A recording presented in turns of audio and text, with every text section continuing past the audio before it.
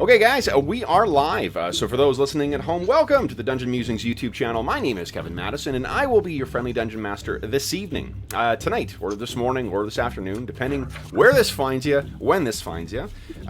Today, we are continuing on with our ongoing campaign, playing Jeff Talanian's very cool Astonishing Swordsmen and Sorcerers of Hyperborea. And with me today are the stars of the Reavers of Thule campaign. I'll go the order I've got you guys on the screen here. We'll start, I guess we're going from like newest to not as new. So first up is Dave. Hey everybody, I'm Dave and I'm playing Gwenerick Jen's daughter, the nearly dead. Yeah, that was a tough baptism by fire for her last session. Next up is Carl. Hello, I'm Carl. I play Iphigenia Acontadora. She is a Amazonian warlock. Nice. And next up is Arlen. Hi, I'm Arlen. I play Arter, the Master Archer. Excellent. And next up is Robert. Hi, I'm Robert Gamble. I play Reagan, a half-Celt, half-Viking runegraver. Excellent. And next up is Colin, a.k.a. Spike Pit. Hello, yes, I will be playing Kane the Lion, is a Khmeri Celt warrior. Excellent. And next up is Will. Hi, I'm Will. I'm playing Amar Khalsasin. He is a Sikh monk from 18th century Earth. And last but not least is George. Hey, I'm George. I'm playing Milo Black, who is a Khmeri Celt warlock who is also growing older very quickly because of haste spells. Yes, his addiction to haste spells. Yeah. All right, so guys, what happened last session? Holy smokes! Let's say I see a lot of tokens on the board. What's that all about? They're all our new friends. Yes, well, the attack began in earnest in the middle of the night while most of us were sleeping and most of our army was sleeping, unfortunately. And it began with these berserkers.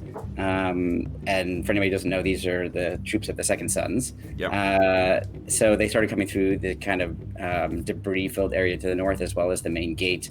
Everybody kind of scrambled to not only wake up but get into position. We lost Yalmar, and we lost many other soldiers. Unfortunately, we almost lost Gwenrig several times, but we did manage to capture one of the Second Sons who was attempting to flee kill one other or two others. Two others. Two other lieutenants seem to have been killed. One guy with a great big hammer, and then another guy that was just an axe and board fighter.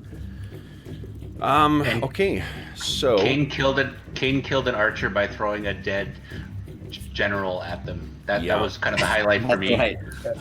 kind of excited. He's like, we don't need no stinking artillery. I did about Right.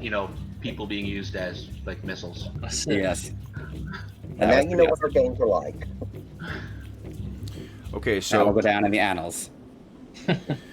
So of your army prior to this conflict consisted of 10 light horsemen, 12 mounted horsemen or mounted crossbowmen, 39 heavy footmen, and 2 artillerists. Uninjured, non-casualties, 14 heavy footmen, 7 light horsemen, 2 mounted crossbowmen, and your 2 artillerists. Now, what I've decided to do is we're going to count the... this is stealing a rule from Birthright, from the Birthright box set. Basically, I'm going to count half of your previous... of the soldiers that were taken down. Those were actually going to be casualties, so they could be healed. Since you took the battlefield, you guys will be able to heal them. So just give me a sec here to figure out how many... let's see here. You took... 39 minus 14 is 25. We'll round down, so that means you have 12 heavy footmen who are recovering. The light horsemen, there's only 3, so there's 1 light horseman that's recovering. There are 12. Holy shit! Your mounted crossbowmen really were decimated last session. So there are 5 that are recovering. which all happened off screen. Yeah, and I think that what happens is Iphigenia and Reagan will open the session with you guys kind of doing like a kind of a double blink thing as you're coming out of an enchantment. And what you can see is for each of you guys, you may notice that where your characters were stationed, Reagan, you were up there doing the patrol with those archers stationed on the second floor. Mm-hmm. They have all cast themselves or been tossed off the side of the thing. All their broken bodies are lying at the foot of the wall, of the exterior of the wall. And same thing with you, Iffy. You can see that half of your archers, the ones that were facing to the south, they have cast themselves from the ramparts as well too. And you see that you dropped whatever you were carrying, you dropped behind you, and it looked like you were getting ready to throw yourself off as well. So there was some sorcery that was happening in connection with the actual assault. So let's just jump right into the aftermath here, guys. So the sounds of, you can hear the sounds of those archers that you were facing fleeing off into the distance. It is still, pitch black here. Apart from the moon above, there is really no other source of light right now. So let's go from there. So what do we got? Kane, I think we'll say your spell is going to end momentarily. Pew, pew, pew, pew, pew, pew, pew. There you go. Reagan comes out probably just to see that. Yeah. And pauses a moment to take everything in, and then immediately rushes to. Well, she immediately rushes to those who appear most wounded. If she can find anybody who's currently dying or there's lots, stabilized? yeah. Okay. Like this courtyard is full of enemies and allies that are dying. Of your army, like you're with the ones that will be recoverable. We can just do this in kind of a transition scene, guys. Like we're not going to do it round by round. The Fang Dragon won't show up for at least another hour or so. Perfect. Joke's on you. There are no dragons in Hyperborea. There aren't. But where does this campaign take place? This campaign takes place in Thule, which means you had to use another book. Exactly. At least one. That's precisely why I said it's Thule. I'm like, nah, we're using fucking dragons. Yeah. Well, so she would find somebody if none of her actual friends, if none of the Reavers are basically still unconscious, dying, she will find somebody, nearest person to cast Prayer for the Dying on, which heals one ally who is at 0 hit points or less for 1d4. So, like, again, this is why we're going to go into the narrative thing, because, like, you're No, talking about, like, there's, Yep. tens of men and women who are injured right now, so we don't necessarily need to go on a round for round, but if she's going around ministering to the dying, that's awesome. Yes. Okay, yes. Okay. That's what she's doing. What about everyone else? Kane's looking pretty banged up here, too. He's been riddled with arrows by those archers. He certainly presented a tempting target for them. Well, she's certainly going to do the ale horn relatively soon, but she is ministering to those who might be actual on the way out at the moment. Oh, Gwynrig, is she... Gwynrig's unconscious, I think. Yeah, Gwynrig is laying near the front door. Okay, hold on. Here, I think Mallow and somebody else was nearby. You've also got... I had to move. The two... Oh, yeah, you ran off. Right. The Moretta brothers are right there as well, too, so, I mean, they could... They could help as well, too. Yeah. We're going to kind of treat it like, supporting actors and extras. All the extras will not talk in any of our scenes, because we don't want to pay them. But we will... Any NPC who's got a name, you can feel free to have them take actions, guys. Cool. So, story-wise, Gwynrig would have been like maybe, I don't know... So here's a cool thing. A character in one of the guards, but she stood out or something? Or? So, well, I think also, I mean, like, look, even looks-wise, she certainly stands out. Once a character reaches 0 hit points, he's unconscious. Spirits, brandy, gin, rum, whiskey, etc., can revive a man to consciousness, allowing him to talk and move slowly, but he cannot fight or cast spells. So I think that the one of the Moretta brothers goes down, and the next thing you remember, Gwynrig, is kind of tasting some really powerful, fruity kind of wine. And you can see that it is one of the Moretta brothers, Esteban, who is looking down at you. She grabs his hand as he's pulling away, and she takes another swig just because, Nice, yeah. Yeah. It's like, no, I'm not done yet. Yeah. Okay, so you are up, and we'll put you at 1 hit point for now. So you are up. What about everyone else here? I think Malo, given his mercenary background, wants to go around and make sure the troops are roused and kind of reorganized. Yep. And we have watches set up because there could be a second wave. We don't know. Sure. So you start moving your way around. Your adrenaline's still pumping, and I think as your senses move back to kind of normal time, what is the small physical thing that manifests that shows that you've passed another year? Is it like a little ache for a second, or is there like... I think a little bit of an ache, but also he's got like one like little tiny part of his hair that's turned white. Love it. Yeah. Okay. Which we can't see because you're hooded, but yeah. Yeah. Yeah, that's true at the moment, but he knows. He can feel it. Yeah. Okay, so you guys... Inigo's pretty beat up as well, too. Yeah. And actually, I think Inigo is almost at 2nd level, too. So he's... gaining XP. They're only going to gain XP at half the rate that you guys are, but still pretty good. Okay, so then, guys, where do you want to place your well, I guess what do you want to have happen here now? You've got a bunch of dead enemies in here. You've got, and unfortunately, you know how, or at least you have suspicions about what happens with the dead in Thule. Yeah. Right. So cut their heads off and put them on spikes. Yeah. I think we need to build a pyre of some kind. Yeah. Or I will burning hands them, whatever. Okay, well, Iffy, I'll bring you down to the courtyard as well, too. You're kind of stuck in your... Yeah, so Reagan does set up her ale horn, and I guess she can heal 6 people for 8 hit points. Okay. So any... Kane is quite injured. Gwynrig is quite injured. Let's see. Inigo is quite injured. Is Arter injured? A little bit injured. Do we need to stumble over to each other? Yeah, maybe let's. Why don't you guys have meet up in the middle of the courtyard, just so everyone can see each other's tokens there. Yeah.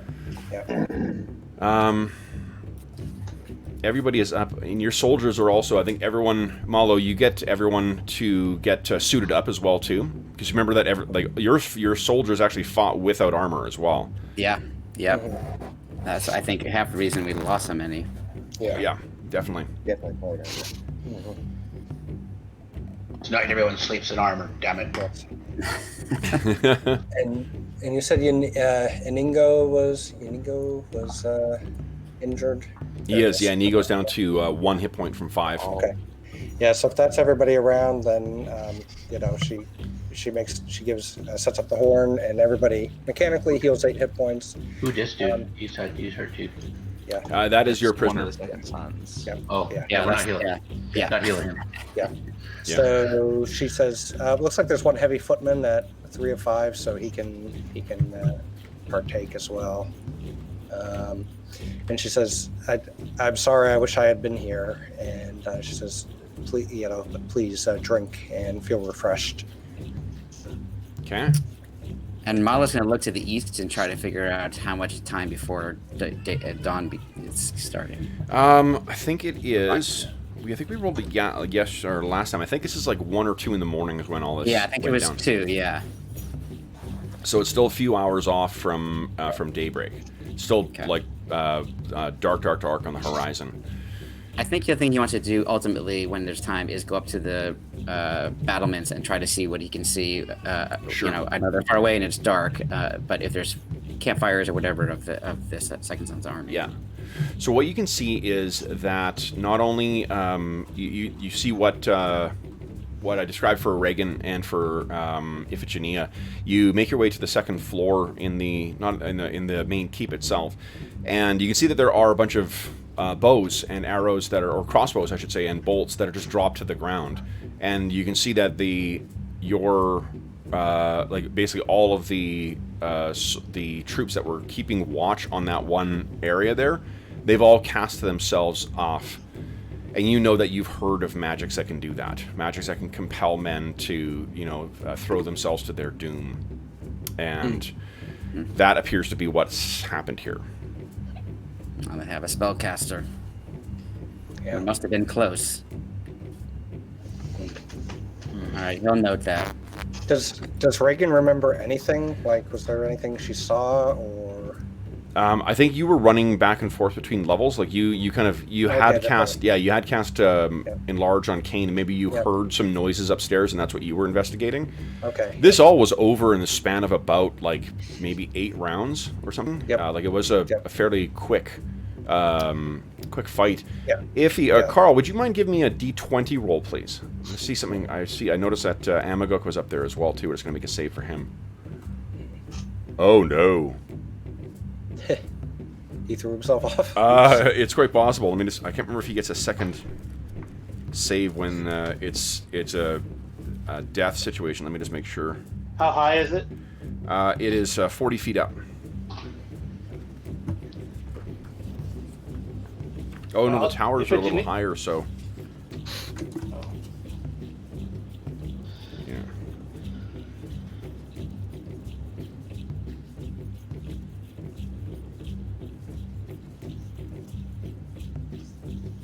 Oof.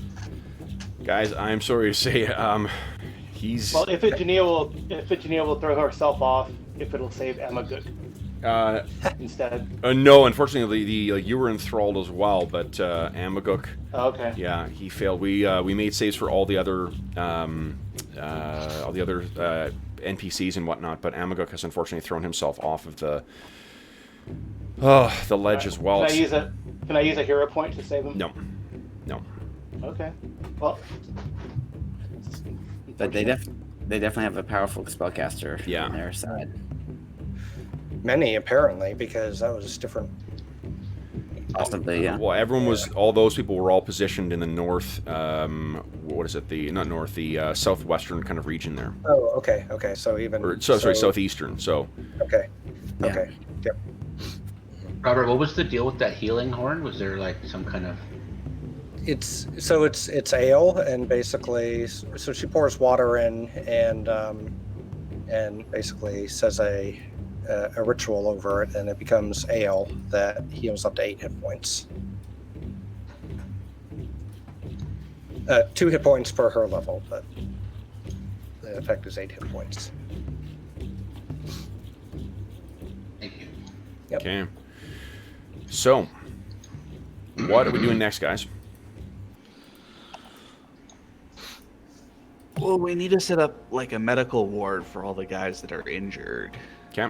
Right, so seems like we can use one section of the tents, right? Because they're kind of tents over here and tents over here. Yep. We can just designate one of them as our medical ward and start carrying guys over and put them down. I don't know if they have bedrolls or cots or anything like that. Yep. What about the dead? We can't have them rotting. Yeah. I think we gather them up and burning hands them Yeah. as best we can. I think we call that pulling a Steve. Right, exactly. Okay. I'm gonna Steve these guys. Okay. So yeah, if you can put some of them now, where do you want to put your troops? Yeah, we need to assume that they might come back. Nothing says it's one wave. You guys do have control over the tokens, so go ahead and just place your soldiers where you want them. Are there any buildings in this section where it's been broken down? No, that whole tower has collapsed. I can show you. We got a handout that. Do we know roughly how long it takes for the process of them rising from the dead, if that happened? I think the person who might know best would be Iphigenia. She may have said, if you give me a D6 roll, please. So, Dave, this is what Iron Fang Keep looks like coming from the entrance. Okay. Nice. So, it will be. It depends. What Sheena says is that like the cadavers that you guys have encountered thus far have had that mold kind of stuff to them. So whether there is some kind of spore infection in this region and it infects those corpses, that might cause them to rise, or it may just be the foul sorcery that causes them to rise. I think you've got at least 2 days, though. Unless there's a sign of obvious infection of that mold that's infecting the bodies, you should be okay. So I explained that to them. We should burn our own dead, but maybe we can weaponize their dead and send them back to them. That's what I was thinking. That's a good idea. I was thinking of piling the dead bodies on the breach for now, so that if they come back over, then they've got to face the morale issue of climbing over their own fallen foes. Sure. Or we use their honor against them and say, hey, you can come collect your dead.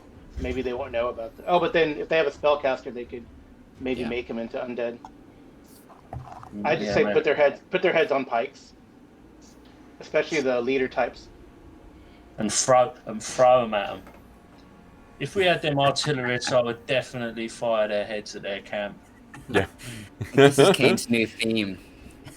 Early bodies. Yeah. It is. Okay. It's effective. I mean, Okay. So you'll place some of them in there. You'll collect all the rest. We'll have some of the...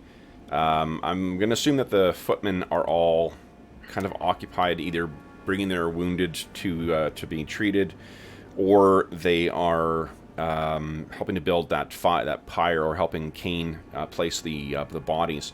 On the bodies, for who has the detect magic or sense magic cantrip?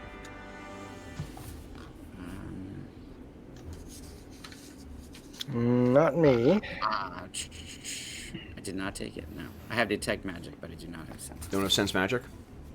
None of our spellcasters have it, so that means no one will know one way or the other whether any of these items are magical. I thought we had somebody. Yeah, Somebody did. Let me check myself, but I'm pretty sure I had Sense Evil. I have Blade Ward and Dissonant Whispers. Have we got any magical means amongst us for perhaps tracking down or singling out their spellcasters? Have we got some sort? So I just have Sense Evil. I don't know, other than by seeing them casting spells or by the way they're dressed. Did Iphigenia not see the caster that was casting this? Whatever happened left Iphigenia completely dazed. Oh, okay. She never saw nothing in the lead up to it. No. Nothing suspicious.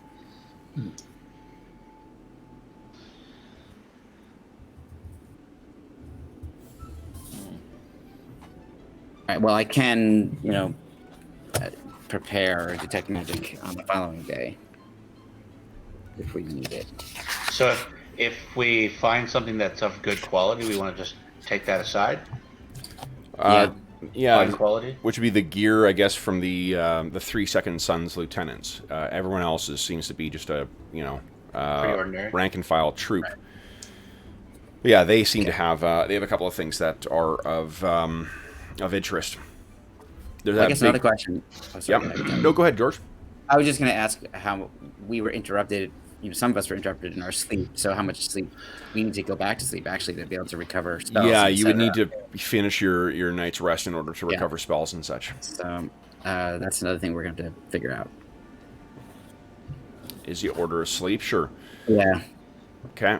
So we got our soldiers placed. We've got I think this is you guys are going to be working through until early morning in order to sort of clear the yard out. We can say that morning will come probably around maybe 6:30 or 7, and you can see that their camp is likewise stirring, and they've set up themselves in this kind of fortified, kind of area about, I think we said 200 yards away from where you guys are, give or take.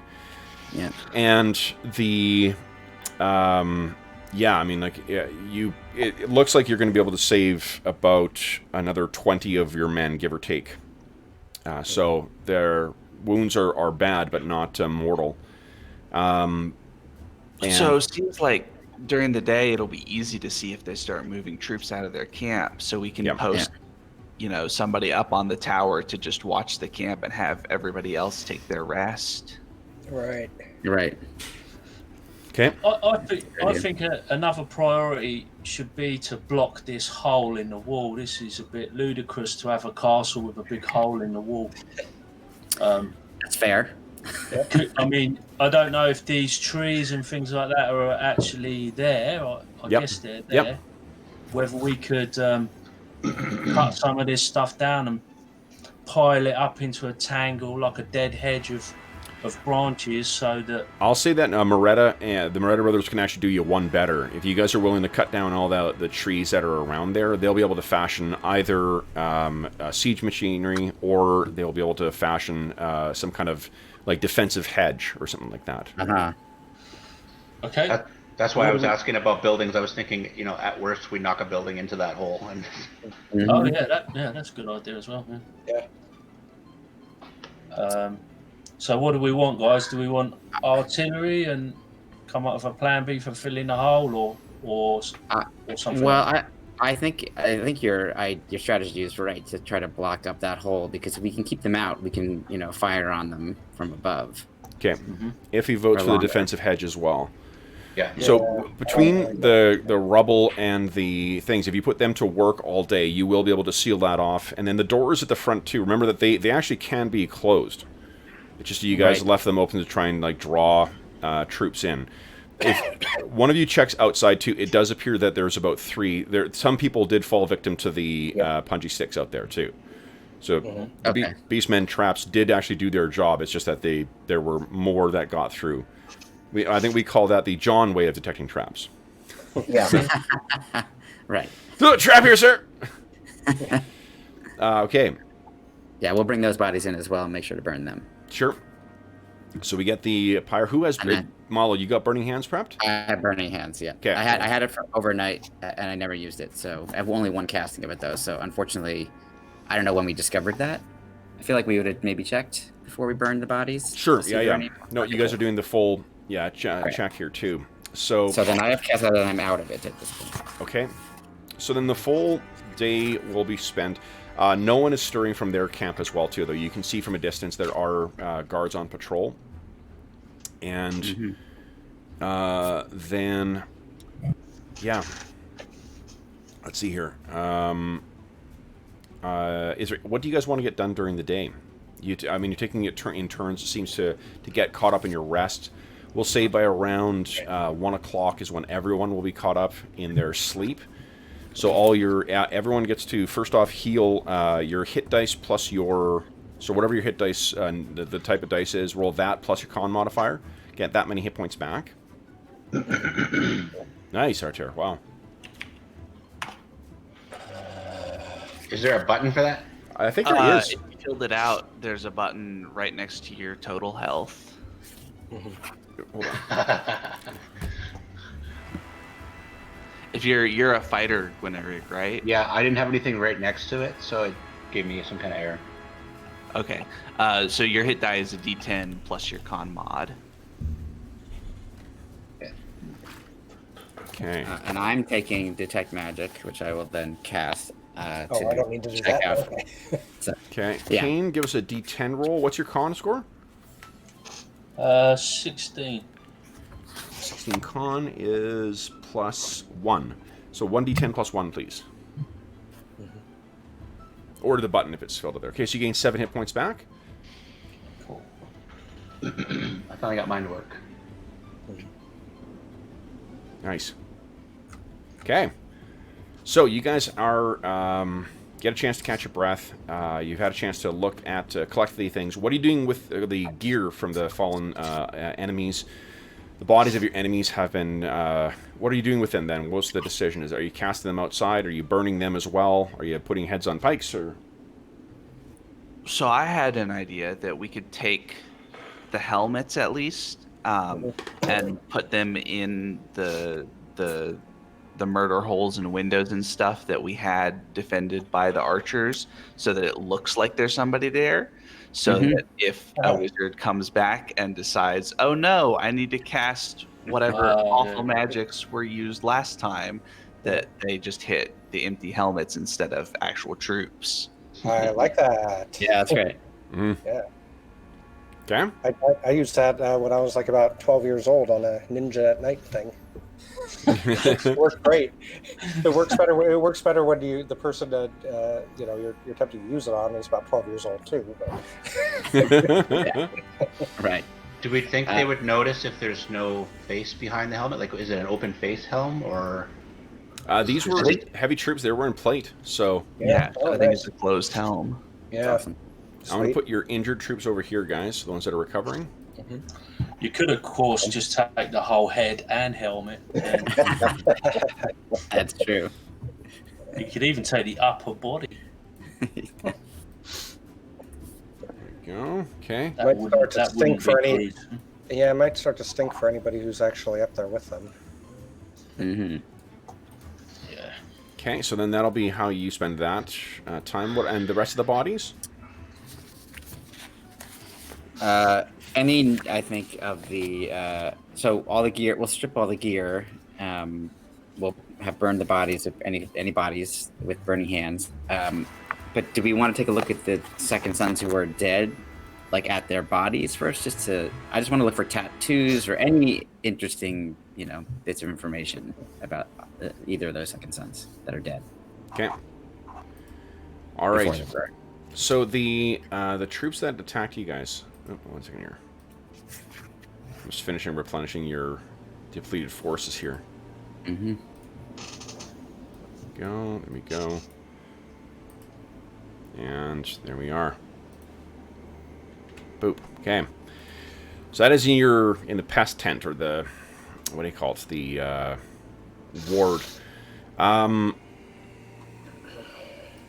So the soldiers seem to be, at least based on what you've reviewed, the barbarians are some kind of, wild Pictish or Celtic tribe. They're someone from, some wild barbarian or wild uncivilized tribe. The rest of them do seem to be part of, if you were to guess, you would guess from Cromarium, or from somewhere around there. These are civilized, disciplined, troops. Mm-hmm. And the knights themselves, the big guy and the two other ones, the one you captured and the one you killed, they are all wearing, they have sigils on their, like individualized sigils on their, or a coat of arms, on their tabards. They seem to likewise. You would guess from Cromarium as well. Interesting. Okay, cool. What are you doing with your prisoner? Seems like we should have Kane interrogate him. That sounds good to me.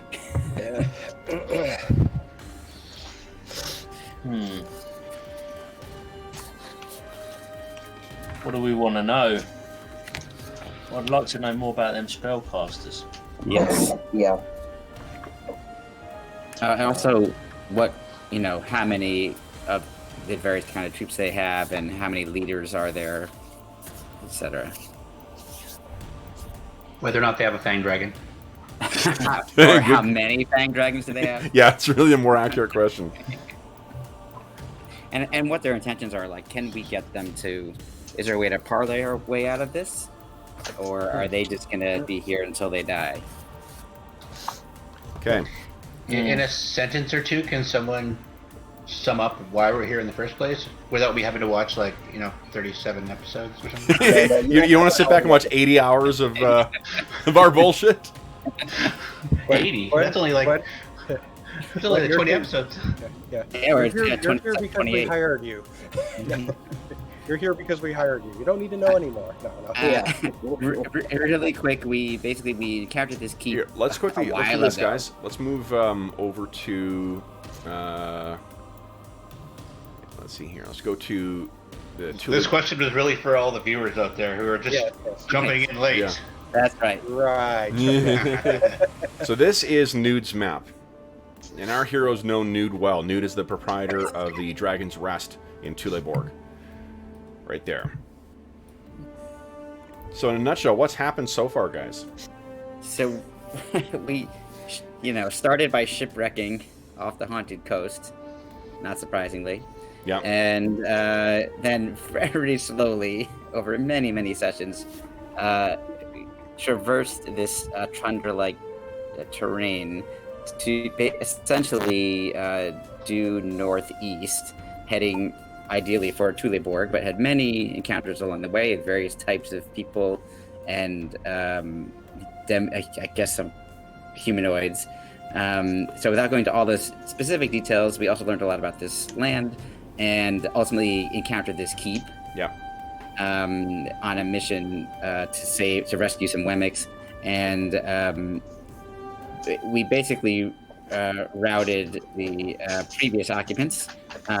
We eventually arrived in Tuleborg. Kane spoke to the leadership there. I don't remember if it was the Trout that was the one who authorized this. Yeah, the previous inhabitants were Beastmen. Beastmen. Yep. And so basically we laid claim to the keep, and we were told by laying claim to it means literally taking it over first. So we hired all of these small mercenary groups, and then had an encounter. Kane had an encounter with one of the main second sons. I think he's the leader of the whole group. Arcadius Blasivarius. Yes, thank you. Yeah. And Kane did very well in that one-on-one combat against him, which won us all some renown just for knowing Kane.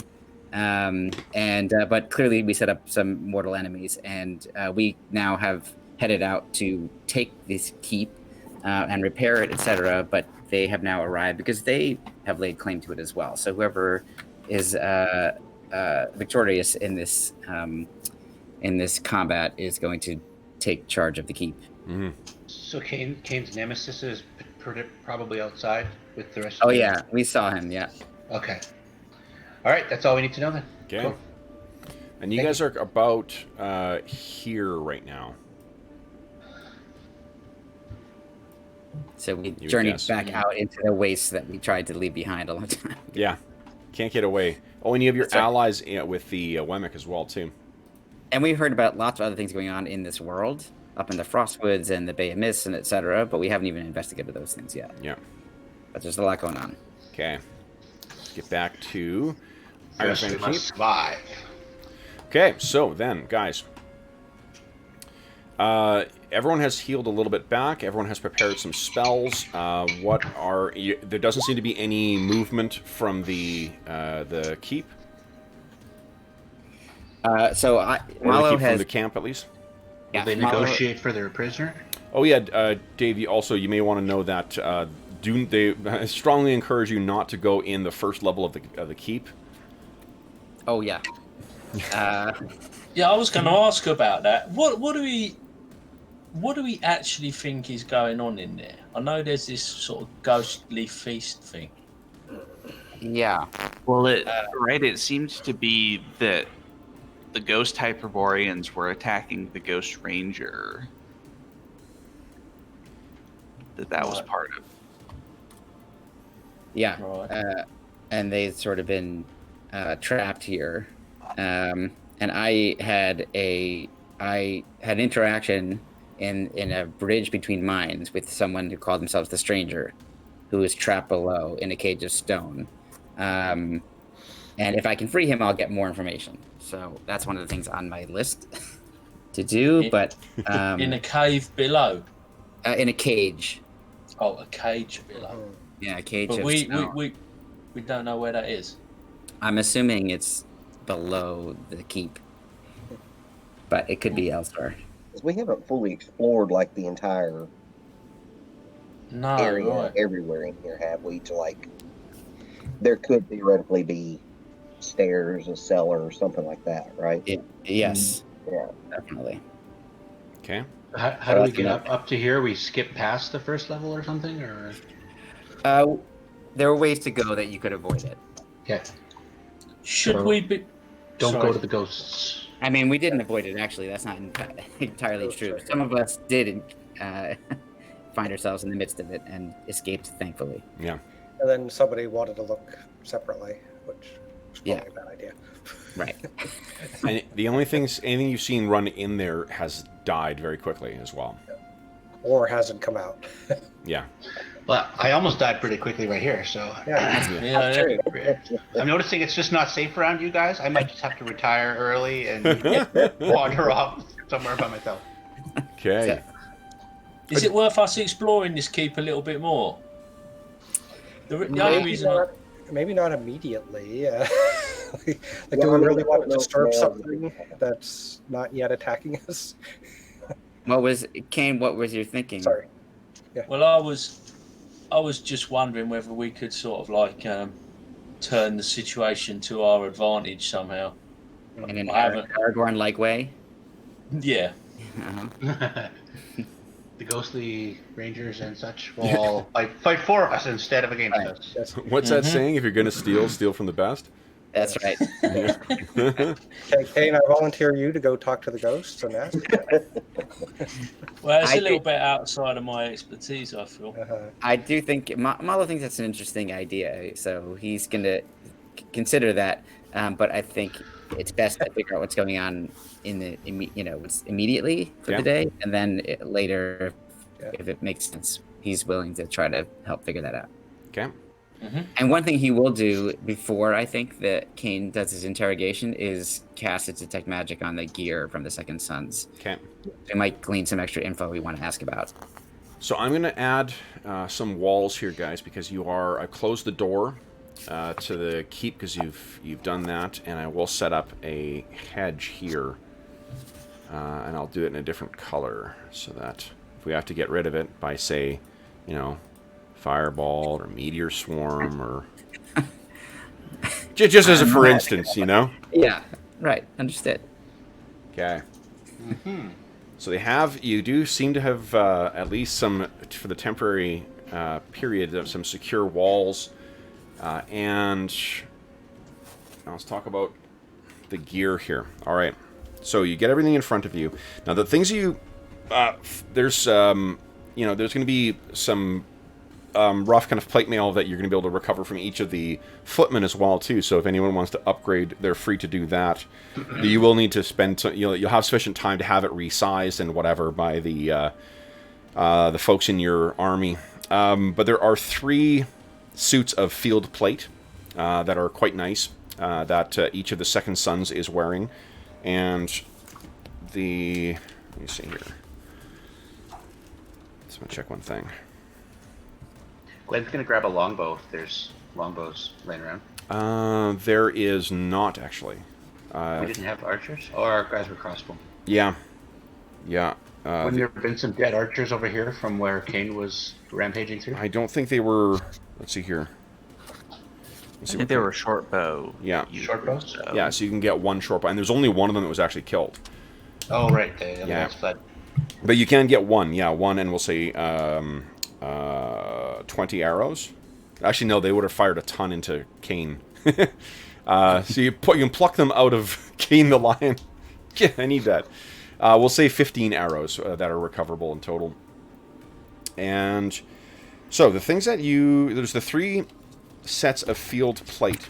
One of them, too, the bearded guy, he was wielding a shield that, surprisingly, Malo, when you look at this thing, it appears as if it doesn't have it's fresh from being washed by the blacksmith or the crafter who made it. This thing, the wood seems like fresh from being painted. The metal is flawless. The boss even on it, and you know that it was used in battle here, doesn't show a single nick or scratch on it. It seems gleaming. And there is an enchantment in this that grants a +1. So this is a shield +1. Does it have a sigil on it or anything like that? You would guess that by the style of craftsmanship here, that this is likely something that would have been made by the Hyperboreans. Cool. Okay. Yeah, just from the style of the thing. Yeah. The maul, that big thing that Gwynred became so acquainted with. This is a Maul +2 and... One second here, where is it? Almost attached to, if you really want to. Yeah. Hold on here. It is... There we go.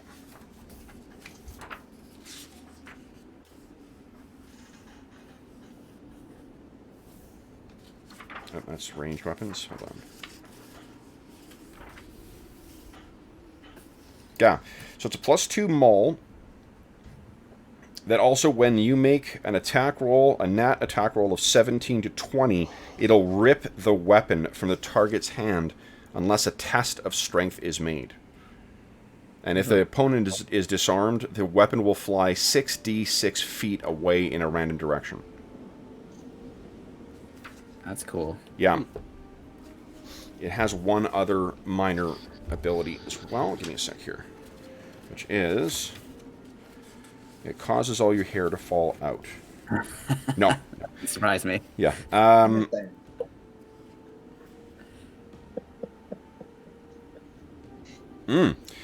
It also grants a +1 bonus to avoid surprise for the wielder. That's cool. So it is a disarming and guardian maul. So I think it will call it a watchful maul. +2. That's good. Nice. Okay. And then the final one is then that thing appears to have dwarven construction to it. Cool. Perhaps not surprising. The final one is a long curving longsword. That is a longsword +2. And it has a small quality to it as well, where once per day you can cause sparks to shower from it. And can cause that to start a fire. Oh, nice. It won't do any extra damage, but it will set fire to things.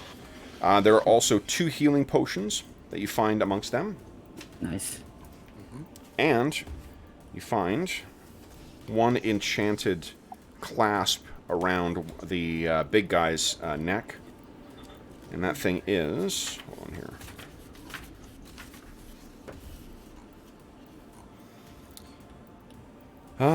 You affix it to your garment, and it grants you a +2 protection bonus to AC and saving throws. And when a spell normally doesn't allow a saving throw, you may make one, but you only save on a 19 or 20. It will also completely absorb 9 death, sorcery, and or energy drain attacks, but after the 9th such instance, it will crumble to dust. So why don't you guys give me a D9 roll? Let's see how many charges are left in it.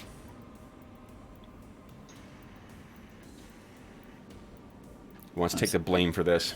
Yeah. I'm doing it. 1 charge left. Nice. So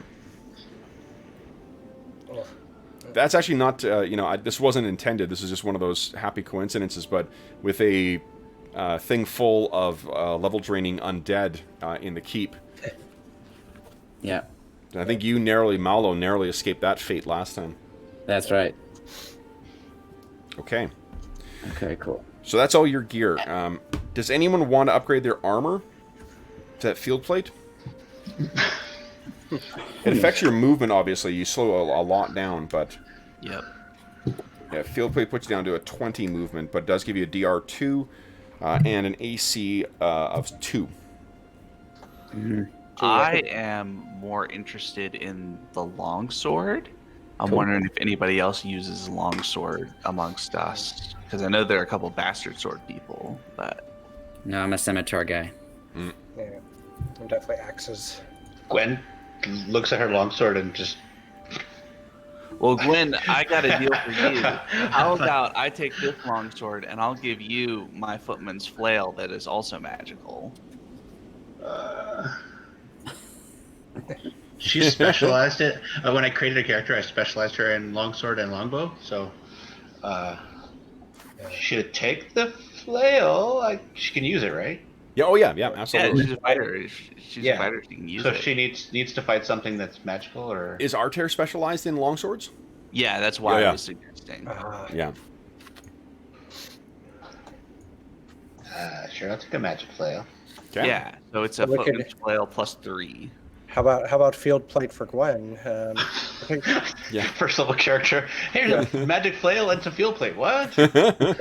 well, And a healing potion. Yeah. yes. It'll keep you from dying every day. Every day we play. This is the equivalent of when you are leveling up your Warcraft character or World of Warcraft character. Your backpack suddenly opens up and there's a shit ton of stuff that someone higher level wants to give you. Yep. Okay, so what? Yeah, we got that. What about the maul, the shield, and the scarab, or the I think, clasp? Well, I think the only thing that Reagan wants is maybe the other healing potion. Just Yeah. okay. Unless there's somebody Kind else. of our medic. No, you're kind of in our medic, so you can Yeah. run around. Yeah, I mean, it would have been ideal to give it to the dead cleric, but he's dead. Yeah. Good So- cleric, but Okay. So field plate. We've got the shield and we've got the maul. I Who use- wields maul? Are they I Kane? use a shield. I'm trying to Well, find the definition of a maul in the weapons. Is it basically a giant or a great club? It's a giant Yeah. hammer. It's a big old hammer, isn't it? Yep. Yeah. Yeah. Think of a sledgehammer, only bigger. Yeah, and it is. You treat it as a great hammer. Treat it as a great hammer. Okay. Yeah. Oh well, great hammers are my speciality. Yeah, that's true. It's in his name. Yeah. Good point. Yeah, and that's one If thing you I remember. remember Conan the Barbarian, Thorgrim had a maul. Yeah. Yeah. Right. So do you want to take that, Kane? I mean, if nobody else wants it, I'll Is it I'll an give it a upgrade tr- from your hammer? Don't you have a big hammer already? Yeah, I've got a big hammer. I think this one might be. This is. I think the other one was dwarven as well. I've got a feeling. Yeah. But the other one can like smash down a building or something once a day.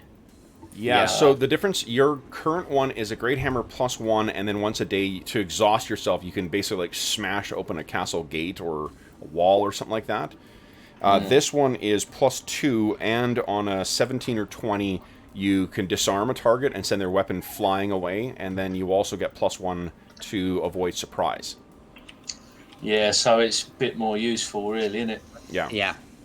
And I don't have to exhaust myself. Okay. Yep. Does- You haven't really used that ability of that hammer. No, I've always held off of using it. Yeah. Yep. Which is, Yeah. I think smart decision. So this seems like an upgrade. Yeah. Yeah. If it looks cooler as well. Of course. Okay. Only if it looks cool. So Kev, just to go back, it was field plate DR2. Like I'm gonna pull up the Yeah. stats. Okay, I've added the great hammer in for you, Colin. Cheers. I think it would be good to wield that because that's kind of rubbing it in the second sons' faces as well. But I've got their magic hammer now. That's awesome. So your speed now, Dave, your speed in field plate would be 20 as opposed to 40, and Okay. but you do have DR2, and you've got an AC of 2. And then That's before shield. that's before shield and before Mods. Yeah, and if you're a Okay. sword and board, is anyone else a sword and board fighter? Does anyone else want that shield? If I you mean, didn't, I- have, but I didn't do anything last time, so it's fine. That's okay. I mean, No, I that's know- fine. No, we don't want to count Yeah. that. Yeah, no. No. You've already Even- you didn't get XP Yeah. last session, so don't worry about like not being able to grab loot. Yeah. I mean, I will. Well, aren't you a sword and board too? Your AC is awful right now, isn't it, Malo? No, mine's good. I have a 1. Okay, I guess I have a 1 also. Yeah, because you got a cloak of resistance, don't you? Right. Yeah. Yes. Exactly. So those who are wearing cloak of resistances, you can't wear the clasp as well. It would have to be someone else who takes that. But I think it's only Amar and Malo have those ranger cloaks. Yep. Right. Okay. Who else has magical armor right now? Does Iffy what does Iffy have in terms of magic items? She says that wolf helm. Right. Okay, so like, do you want either the shield or the scarab then? Because you haven't got anything else so far. Does a scarab stack with like other AC? It stacks with It grants a +2 AC bonus. It won't stack with a cloak of protection. Okay, I'd rather take the scarab maybe than the. Yeah, because it gave you that +2 to saves as well. Yeah. Which is awesome. Yeah, it's +2 to all saves, +2 to AC, and then I'd it rather only take the scarab. one more death magic Drain. or level drain thing. Yeah, and it's gonna be destroyed. But Yeah. no, I mean, Good like, saving yeah, power. I think in the 28 sessions we've played, you guys have really only been subject to level drain. I think maybe twice, once for sure, maybe Yeah. twice. So Yeah, something like that. Yeah, I guess it saves the use of a fortune point. Right. definitely, yeah. True. Yeah. Plus, you And guys then are at we've what, got- fifth? You're around 5th and 6th level right now. So this is now's the time to start cracking out those specters and stuff to knock you guys back down to size. Actually, I threw like a white at a party last night, and I was very disappointed. 5e whites are easy. Oh yeah. Leveled. Oh man, like I'm actually. It's funny you mention that because I'm currently grappling with how I'm going to handle level drain in our AD&D game. In this one, level drain is level drain because you guys have access to Astonishing Fortune to get automatic successes on your save. So I'm not super concerned about it in this game. So there is that risk reward thing where if you're fighting undead, you're going to maybe need to save your Astonishing Fortune, not blow it on rerolls. But in our AD&D game, I don't have that, and I don't know. When I kind of use the 3.5 rule, so at least I give them a saving throw. Yeah. Like it happens temporarily, and then they can roll the saving throw then, or at the end of the day, how they're feeling lucky. Yeah. And it becomes permanent or not. Yeah, that's kind of what I'm thinking. At least they get a roll for it. I think that's the arbitrariness of it, that it just happens and you don't get a saving throw, is what irk people. But if you can roll for it. Yeah. So I think, like effectively a saving throw with delayed advantage is a fair enough way of giving saving throw at the time you do it, and then if you get a negative level, then you get a second saving throw to see if it's permanent or not. I just made it happen. Like you get a temporary level drain no matter what. Oh, okay. Is that right? So and then it'll be permanent or not, depending on your death save. Yeah. I mean, what's kind of cool about that is you get the effect and people get to know what that means, which is awful, but it's not necessarily permanent. Yeah. And characters have the illusion that they can, avoid it somehow. Yeah. Yeah. If you're playing Roll20, at least, the illusion that the dice are going to help you. Exactly. All right. Okay. We do have this shield. This shield in perfect condition. Can somebody use the shield or want to use the shield? Don't you use? You take it then. If I'm taking the scarab. Well, I just got field plate and a flail. I'm feeling pretty good, so I don't, but. Well, I don't really. I mean, my scimitar I often wield two-handed to do extra damage. So yeah, I've been using my spear, because it seems more effective for whatever reason. But so I would be now too. So I don't know. Just hold it. Well, Reagan, can you use a shield, or do you want to use a shield? Reagan uses a shield regularly. Yeah. Yeah, take the shield, I think until she can because have it. your AC is awful, isn't it? Yeah, I know, but until we can be assured that there's no curse or anything like that, she's not going to take it. Ooh, good. Yeah. Oh gosh. Yeah. Cool. Okay, so that guy was. does anybody else want to tempt fate and we use the shield before we find out if it's cursed? Hell yeah.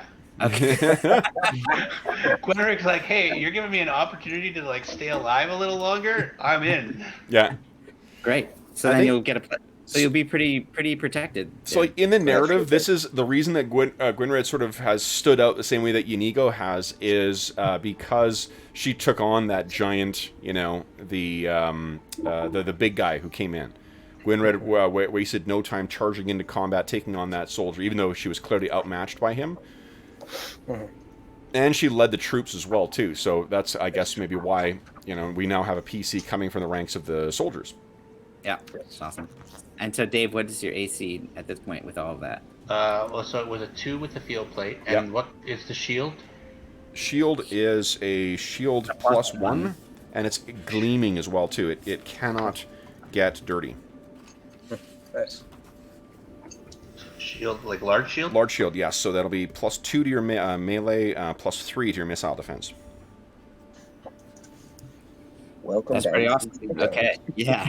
All right, that should help for sure. Melee, it's +2. Yeah. 3 against missile. Wow. No, wait. Melee is +1. Oh, but it's magical. Yeah. So Yeah, that's +2. why it's an extra +1. Wow. Yeah, so you So got you're I think negative 2 or something? AC 0 in melee, AC 0 in melee. -1 in missile. Okay, awesome. With the DR2. Yeah. Your That's speed great, is the thing okay. that's going to suffer, though, because your speed is going to be effective. Like, when you fight, you're going to be able to move 2 squares. Yeah. Considering I what mean, he you just play a did in the dwarf. previous yeah, and considering what he just did in the previous battle, it's probably best if he doesn't have a lot of speed. Yes. Wait here, Gwynny. I'll be right back. Yeah. Okay. So then let's Okay, talk great. about Getting this, used the interrogation then. So that we've got all of the magic items distributed. And you will get XP for that as well today, guys, because Awesome. we didn't give you XP for that last time. Yeah. So then what, the interrogation of this prisoner, where will this take place, and who is taking, I think I heard Kane is going to take the lead on it? Yeah, I don't know whether just to loom menacingly in the background, or maybe not too back in the background. I mean, even like wielding the distinctive maul that his colleague was carrying too, like, and even or even having both of them, you're thundering one and the other one over there. Just like having one in each arm, glancing between, weighing them up. Is this guy I don't know. is this guy a handsome man? Yeah. All right, cut off his nose. Okay, so Let's start with talking to him and see if he'll give us the information Yeah. that he wants. so if this is in keeping Threaten to with, cut off his nose then. so if he gets the the knife out and starts walking forward, and Archer's like, whoa, what is wrong with you? That's great. A lot. Actually, I know we actually, just killed a I whole bunch wouldn't of use a people and we knife. I burned wouldn't use bodies. a knife. Cutting off the nose is... Yeah. I'd use a spear to like stick it in there and rip it off. I wouldn't use it. Oh, Make it fair ugly. enough. Okay. I kind of think realistically, Kane is still fuming about getting shot at a lot. Yeah. He's not really in the mood for talking to this guy. He's liable Okay. just to like stove his head in. So we've got at least 2 bad cops and 1 good cop in this scene. Who else? Does anyone else want to involve themselves in this interrogation? I think Malo will at least be there and step in if there's any questions, especially when it comes to spell casting. Yeah. Pretty sure Archer- Gwenrig is going to be it all seems the. like, yeah, it seems like Archer is like kind of feeling like a kinship to this second son, so you can talk to him. You could be the good cop. So, Gwenrick, are you there or no? You're there or no? I think Gwenrig is getting armor fitted. Gwenrig will be getting armor refitted pretty much all day. Okay. 'cause Yeah. You know what? It's- Reagan will maybe hang out with Gwenrick a bit, try to get to know her a little better, Okay. and maybe bring her up to speed on some of the things going on. Sure. Yeah. She was impressed by what she heard about this woman, and of course, she's half Viking herself, so Yeah. some Okay. kinship there. So it sounds like then the scene has Iffy, Archer, Kane, and Malo. Is Omar there as well, or is Omar doing something different?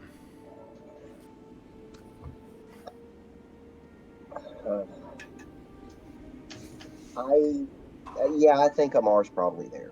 Okay. And where does this take? Is this inside one of the towers, like on the western side of the keep, or is it in the stables, or just in the open courtyard? That's a good question. I'm full of them. Yeah. I would not in front of the troops. I mean, the places I thought was like on the tower, threatening to throw them off, or inside, and then we'll threaten to throw them off. The only thing is, last time we were up in that tower, everybody started jumping off the edge. That's true too. Maybe in the tower, but on the 3rd floor instead of on the roof. Okay. So we're close. Yeah. If we need to go up there. Sure. we are going to tie ropes around each other to make sure that we lash ourselves to the mast. That's right. You know, the style of play often comes out of what the DM does to you. So Yeah, totally. It's a conditioned response. yeah, But it's also, I mean, like, look, the Odyssey has characters responding to effectively what is DM bullshittery, you know, with pretty clever plans. I'm going to strap myself to the bottom of a sheep. Fuck you. All right. Okay, so then what? How does this play out then, guys? You've got him lashed to a chair of some kind, or maybe just tied up behind. I guess you don't really have any chairs.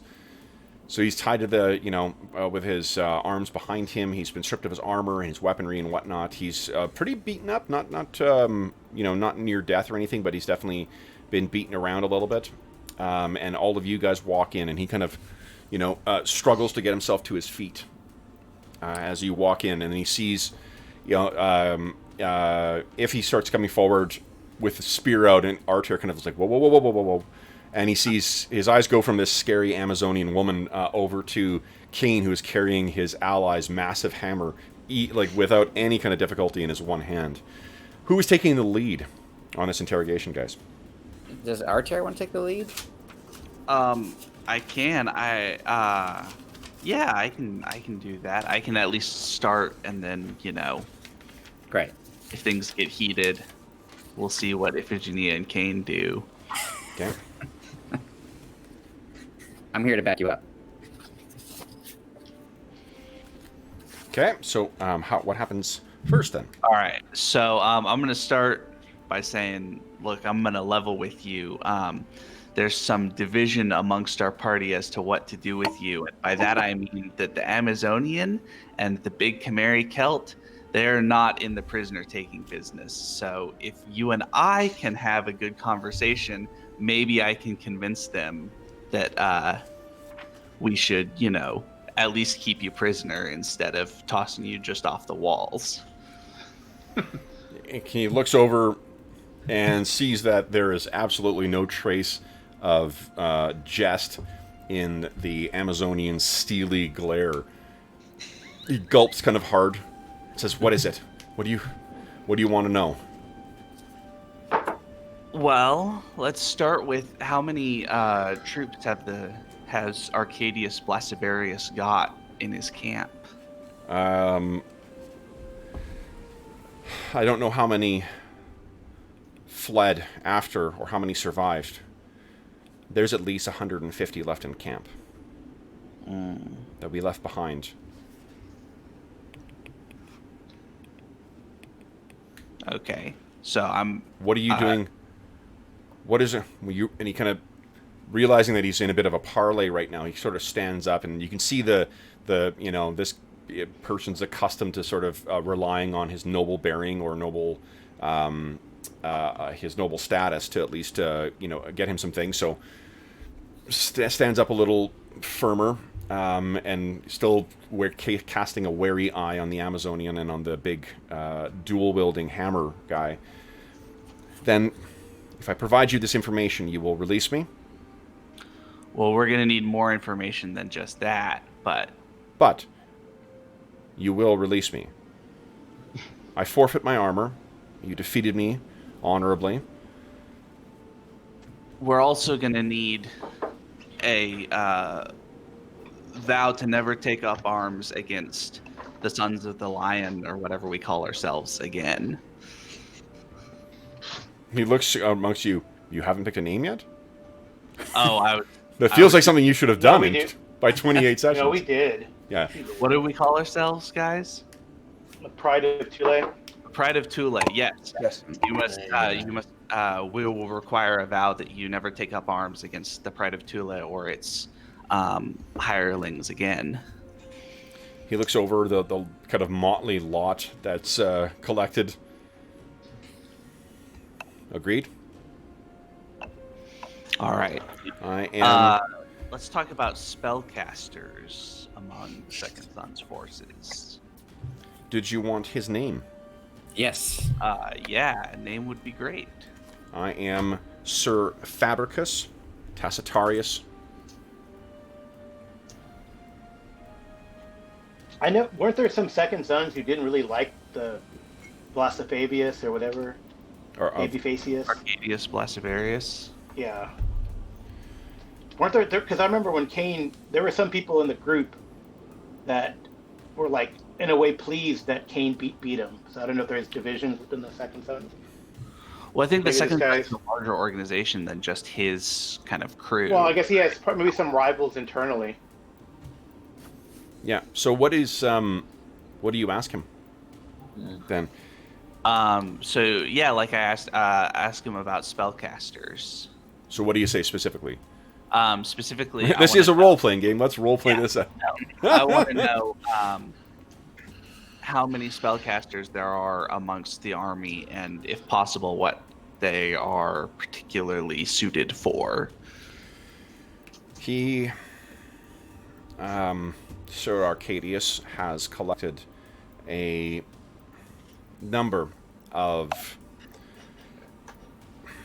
unconventional allies. You can tell that he's not really pleased with, I guess, the lot that he seems to have been thrown in with. There is a feckless fellow named Ennius who came common stock that you see in Cremarium. He seems to have many secrets and many spells. His magic seems deceptive. There is a sorcerer named Barislav. Barislav is a master of illusions. Barislav can ensorcel the mind. I trust if you suffered any losses on the battlements, you would have Barislav to thank for that. He is as deceptive and as conniving a sorcerer as any. All such men are not to be trusted, and always wheels turning, but Barislav, he has his own aims. And then there is the demon bitch, Beargild.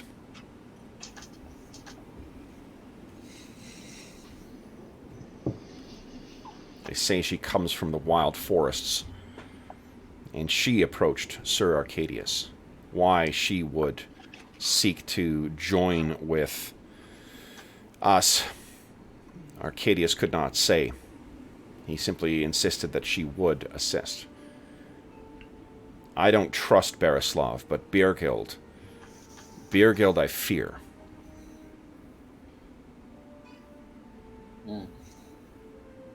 What sort of magic does she wield? The secrets that women know. She trucks with demons, potions, concoctions.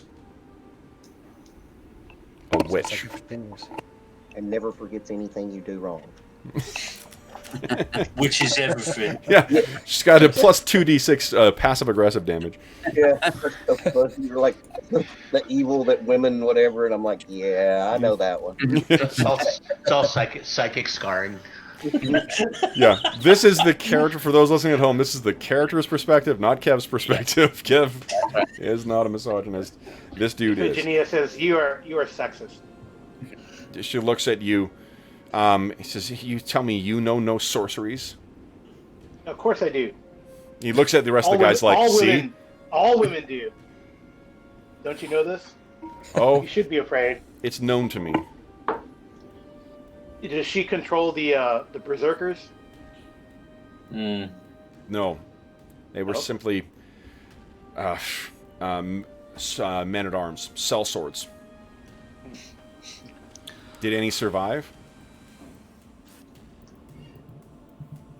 Berserkers? I don't think they did. They They're took not really in the survive and battle business. Such a thing. Mad dogs. Release them and hope that they would inflict harm. They tried. My other companions, Did they survive? Knights? The officers, no other officers. I see. They died in battle. They will be in Elysium or Valhalla, wherever they go to. They Indeed. did not die with dishonor. Good. What were their names? One was Reinhardt. And the other...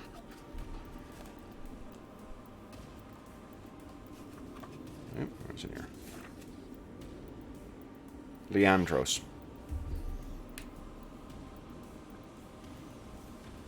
Both died well then? Yep. And he gestures to you, Keen. That is Reinhardt's hammer, taken from a dwarf hold. He was a great warrior. And a good man.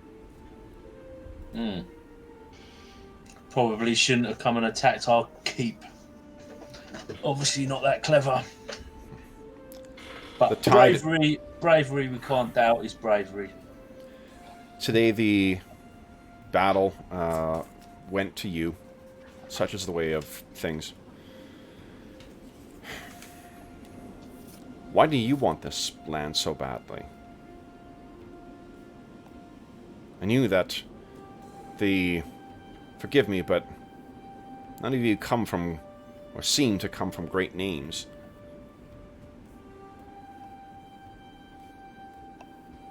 Names do not make one great. Says one yeah, who's and never... great names have got to start somewhere, haven't they? And they're starting here. He looks to you, Amar, and says, if you've never borne the weight of one, then how would you know?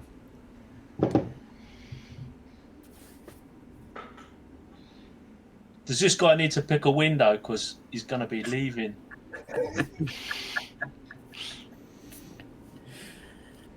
He seems to have got he's got this confused with some kind of this interrogation confused with a dinner party or something like that.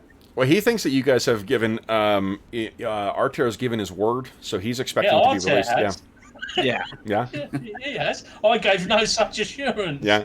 Well, I also said we'd let him go, not that we'd let him live. Ah. I mean, our character. I mean, well, Emar could give him the whole.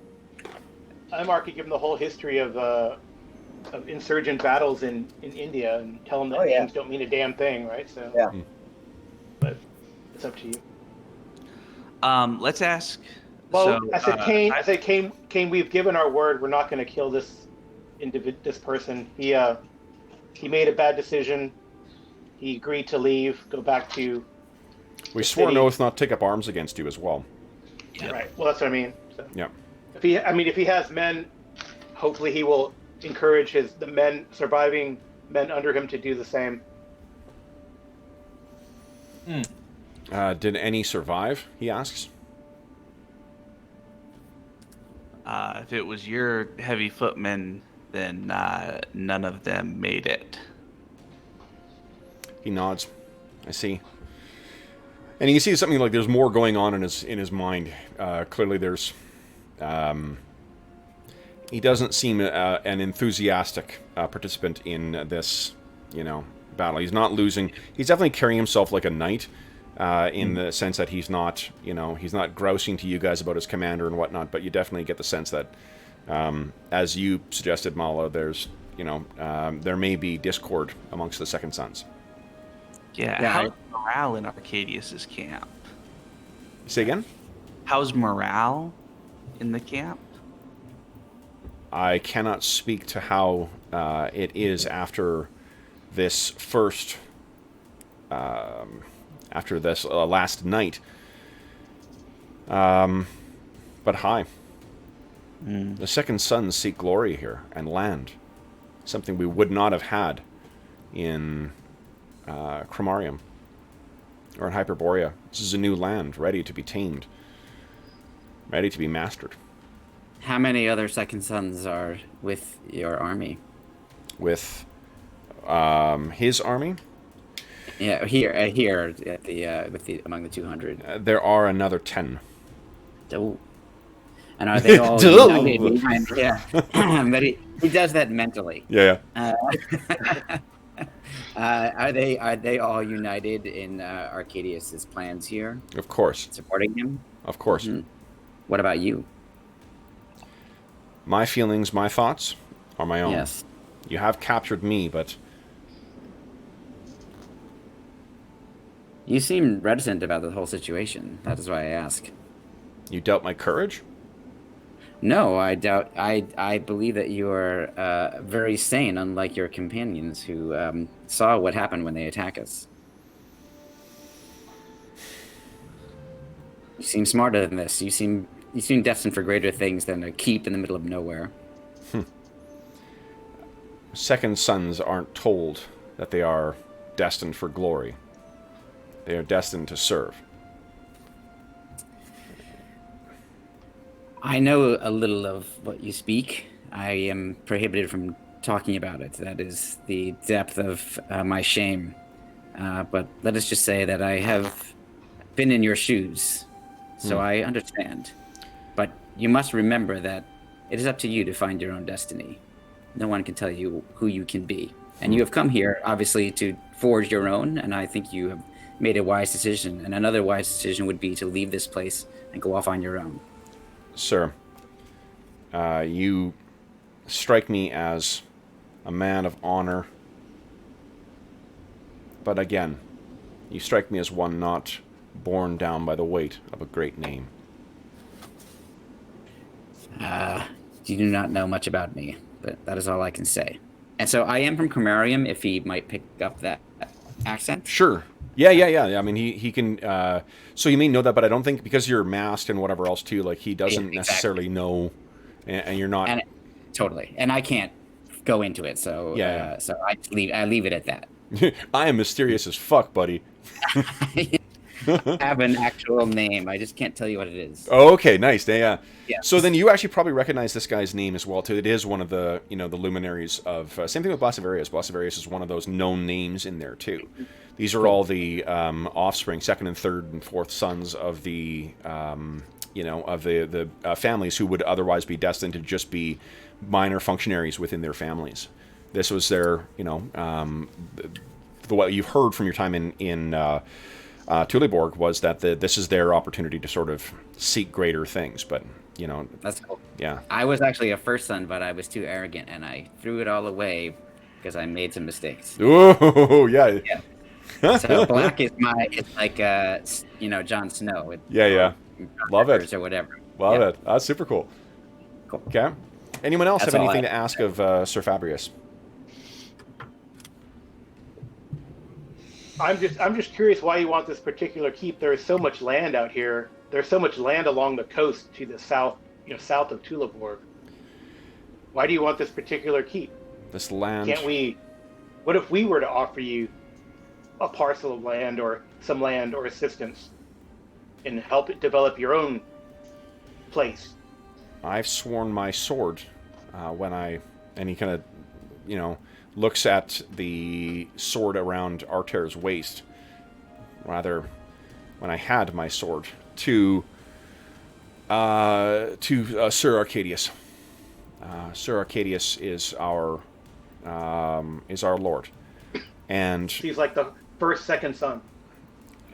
He is the first among ours. There are many who claim themselves as part of the second sons.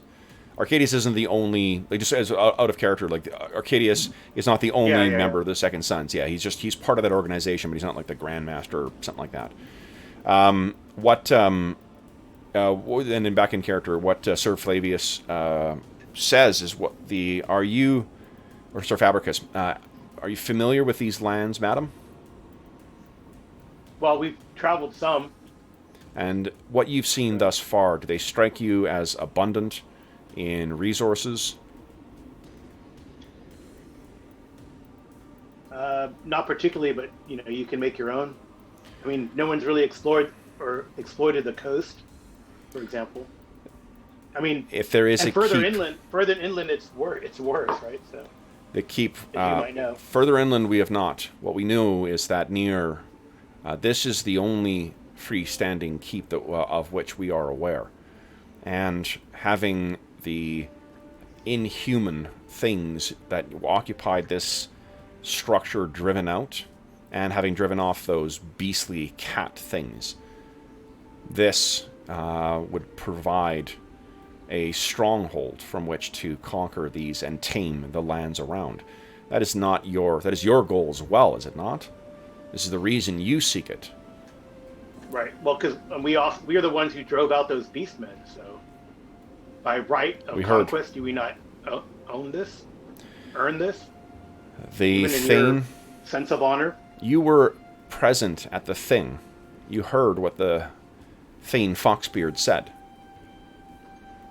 to the strong. This land is many things, but it is governed by the will of the strong. And it seems that, at least now, you and yours are the strong.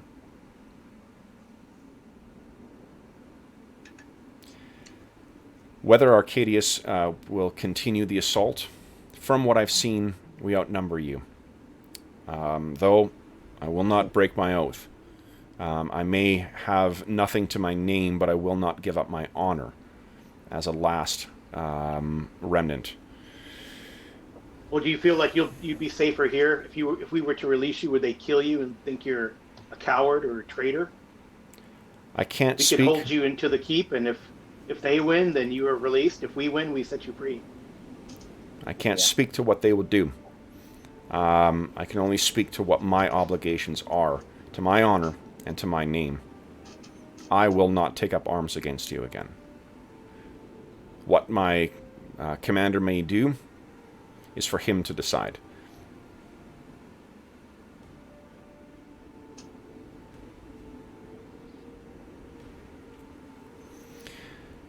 And what do you intend to do with me? I turn to Artair and say, should we send him back to Arcadius with a message? Seems like that's a perfectly workable option. Mallow kind of glances over at Kane and Iphigenia just to see if they're going to allow this, how they're looking in terms of that's fine. letting this guy go. I'm more concerned that they're going to just kill him. So. Right. That's possible. Though. Yes. Yeah, I mean, you get the impression that Kane's not really too concerned what happens to this guy. Okay. He seems a bit unlucky. He's got involved with this. He's a noble type. I trust him to keep his word. He seems honourable enough, and I don't get much pleasure in battering guys, defenceless guys. So I'm happy if you want to send him back. And there's a couple of things I wouldn't mind putting on that message if you're sending one. Oh yeah, go for it. Starts with F and ends in off, and don't come bothering us no more. Okay. Basically. Do you guys have any other questions you want to ask of Sir Fabricus? Obviously, these spellcasters you described to us are going to be easily identifiable now that we know who they are. They're not masked in any way or disguised as other types of soldiers or anything. Barislav's sorceries allow him to veil himself in the guise of another. Mm-hmm. Okay. And he seems to take great relish in doing that. That's when he can be seen.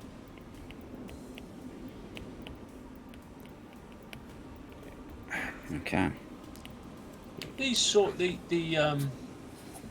spellcasters don't have any influence over the second sons, do they? There's not any strange. Beerkild, the sorceress, I think she comes from the Frostwood. And I've heard tell that there is a coven of witches in there. that have been here longer than likely this keep has stood. And what those evil women may have in mind. I don't doubt the plans date long before the stones to found Tuleborg were ever set. What her goals, what Bereslav's goals may be, what Aeneas's goals may be, I suspect were happy coincidences. Tell me, why did you come out here? Do you seek like us? You, big man, you mentioned that you wish to start a name out here. Is that your intent? Yeah. I want to make a name for myself. Tell stories. Have people tell stories of my adventures and feats of great bravery. I'm a kind of simple guy, really. I don't want for much. If you take this land and bind it to your name, then that is how legends survive. Perhaps my ancestors thought the same. I understand then why you came back here. Tell me, I've heard tell that this keep is haunted. Or so they say. Cursed Iron Fang. That's the word that went around the taverns in Tuleborg. Is there truth to that? I kind of Kane looks at Marlowe with the side eye, like, are you gonna tell him more? Unfortunately, yes, it is haunted, which is another problem with this keep. You should stay away, I would suggest, for I have encountered these ghosts, and they are powerful. And in spite of the unquiet spirits, you still seek this land to claim for your own. Yes, because we are going to ultimately quiet those spirits. We have information of how to do that. It will not be easy, but that is our objective. Then, have you any other questions for me? If not, am I free to go? I think you're free to go. So you guys did discuss the leaving a message with him. Let's do this, guys. We are a little past our halfway point, so why don't we take our halfway break? I'm going to take Anna Banana outside because she is farting up a storm again. Yeah, stinking cloud. So we'll be back in a moment, folks. Cool. Sounds good. Sounds good.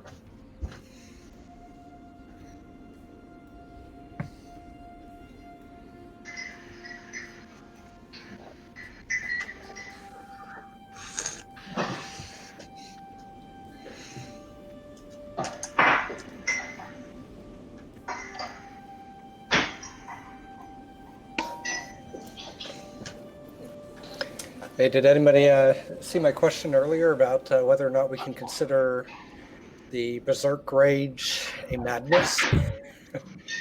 Oh yeah, I think it's an interesting idea. I don't know if it is considered madness, but it's interesting. Yeah. I'm curious if, of course, maybe if you're doing, cure madness, it probably requires a willing target. But if you're mad, how are you willing? Yeah, that's true. Hmm.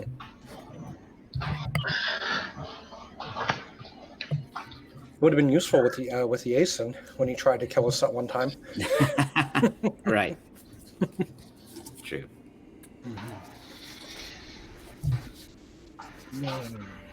I wonder. Yeah, I might have to. I wonder if it.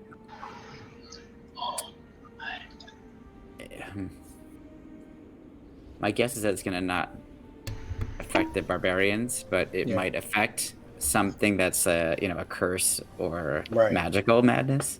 Yeah, Kev, that was a question I had. I don't know if you saw. It's like, since I have a staff that allows you to cure madness, does that work against the barbarian's rage? Is that a form of madness? No. No. Okay. There we go. As I figured.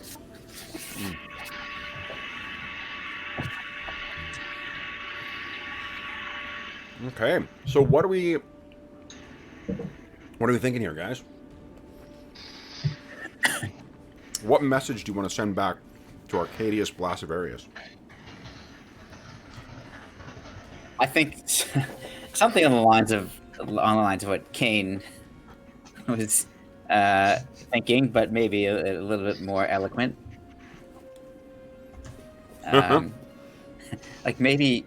So I'm just, this is a discussion with Kane, Artera, and Iphigenia. Should we give him the option of withdrawing, and we will allow. We don't actually care about his troops. We only care about the Second Sons. So we would allow the Second Sons to leave unscathed if they withdraw. If they don't, we can make no such promise. Okay. But I'm open to suggestions. I think we should probably suggest that he goes. Yeah. Yeah. And are we saying that if he goes now, we won't kind of bear a grudge, sort of thing, or? Yeah, that's what I'm kind of thinking, because this all sort of started kind of with a grudge, because he was bested in front of the population of Tuleborg. Well, it actually all started because he came in, giving it large. That's right. And then we had to put him straight. And then That's he true. challenged us to a duel, and I had to put him straight again. Now Right. he's attacked the castle, and we've had to put him straight for a third time. How many people have to die before he figures out it's time to turn and walk away? Yeah. Right. Yeah. That's a good point. Perhaps we should put it more like that. That don't make us have to put you straight one more time. I was wondering if we should, like, for the Second Sons that aren't this guy, offer them a stake in our holdings. I mean, we don't need a lot. We want an adventure, right? So, Do you want somebody who's trying to kill you living on your land? it's the only guy who's trying to kill us is Blasivarius, and his, if he has any cronies. But people like this other guy, they just just want some land. Yeah. I mean, I'm concerned about Arcadius's sort of hold over these other Second Right. Sons. Well, I wouldn't put that in the note, but I tell this guy, hey, you can tell the other Second Sons, off the record, come and talk to us with peaceful intentions, and we can cut you a deal. Yeah, I mean the people that I don't like the sound of are these spellcasters. They sound a rough old lot. Yeah. They're dodgy, aren't they? Yeah, definitely.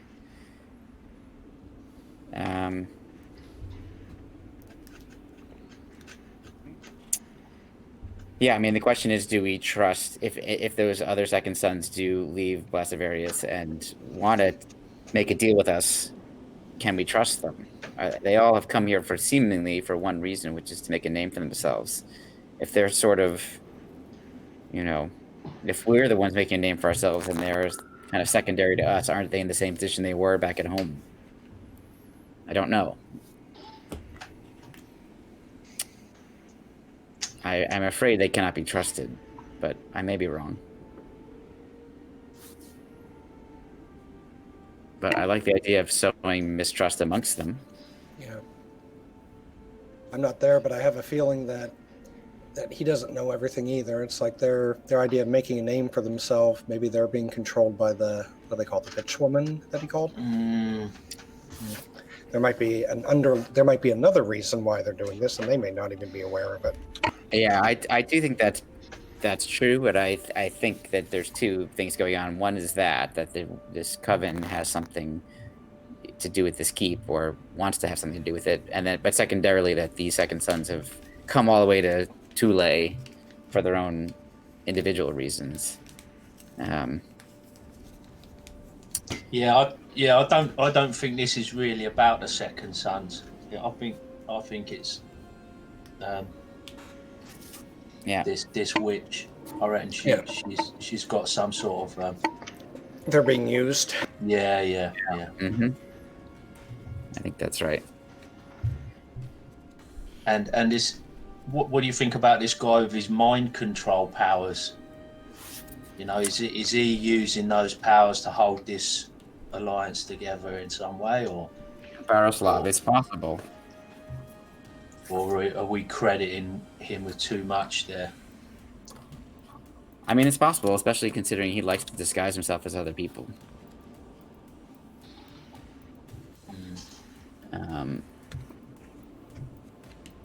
But they may be the ones more to fear. Bergold, Berislav, and the other one. Ennius? Bergold. Sorry, thank you, yes. Ennius.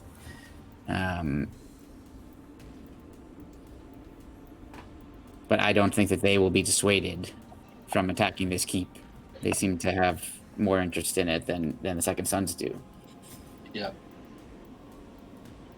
So perhaps we should send a message back saying,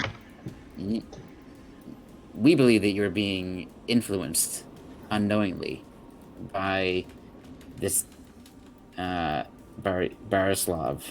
I mean, by Bergold, and being used, just like being second sons to a noble family. You're being used for their own purposes, and will gain nothing from it. Maybe that'll at least sow some distrust among all the second sons of, like, wait a minute, maybe that's true. Because it's possible she just has control over Blasivarius. Yep.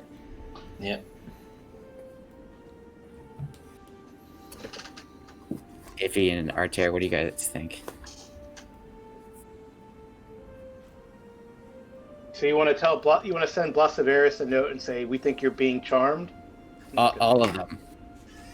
All the second sons that we think Blasivarius is being charmed. So the other second sons are like, wait a second, are we doing something for someone else once again instead of for ourselves? That's the seed of doubt that you're trying to sow, isn't it? Yeah.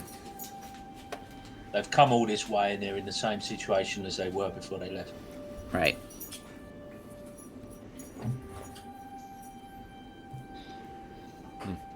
That's I think some that's good thinking more juice.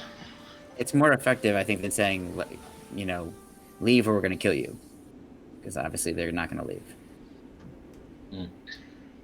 But maybe some of them will leave if they think that their leader is being controlled by a demon bitch, as they call her. It seems like,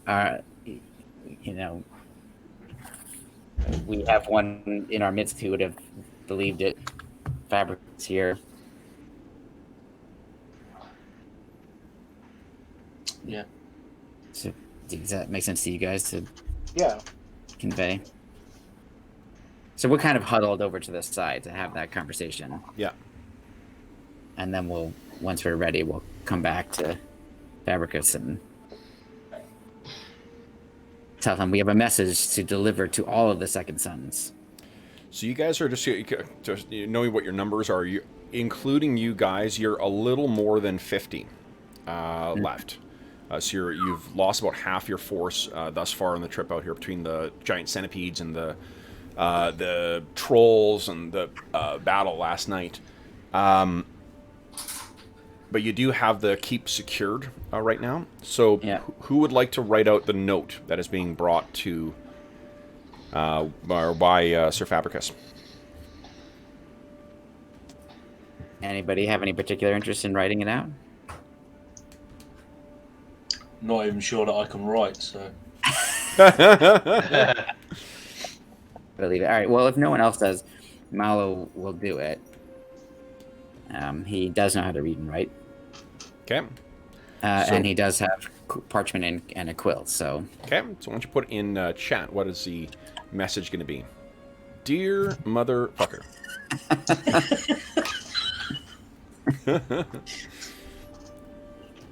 All right. I don't know if I have the proper spelling of some of these names, but yes.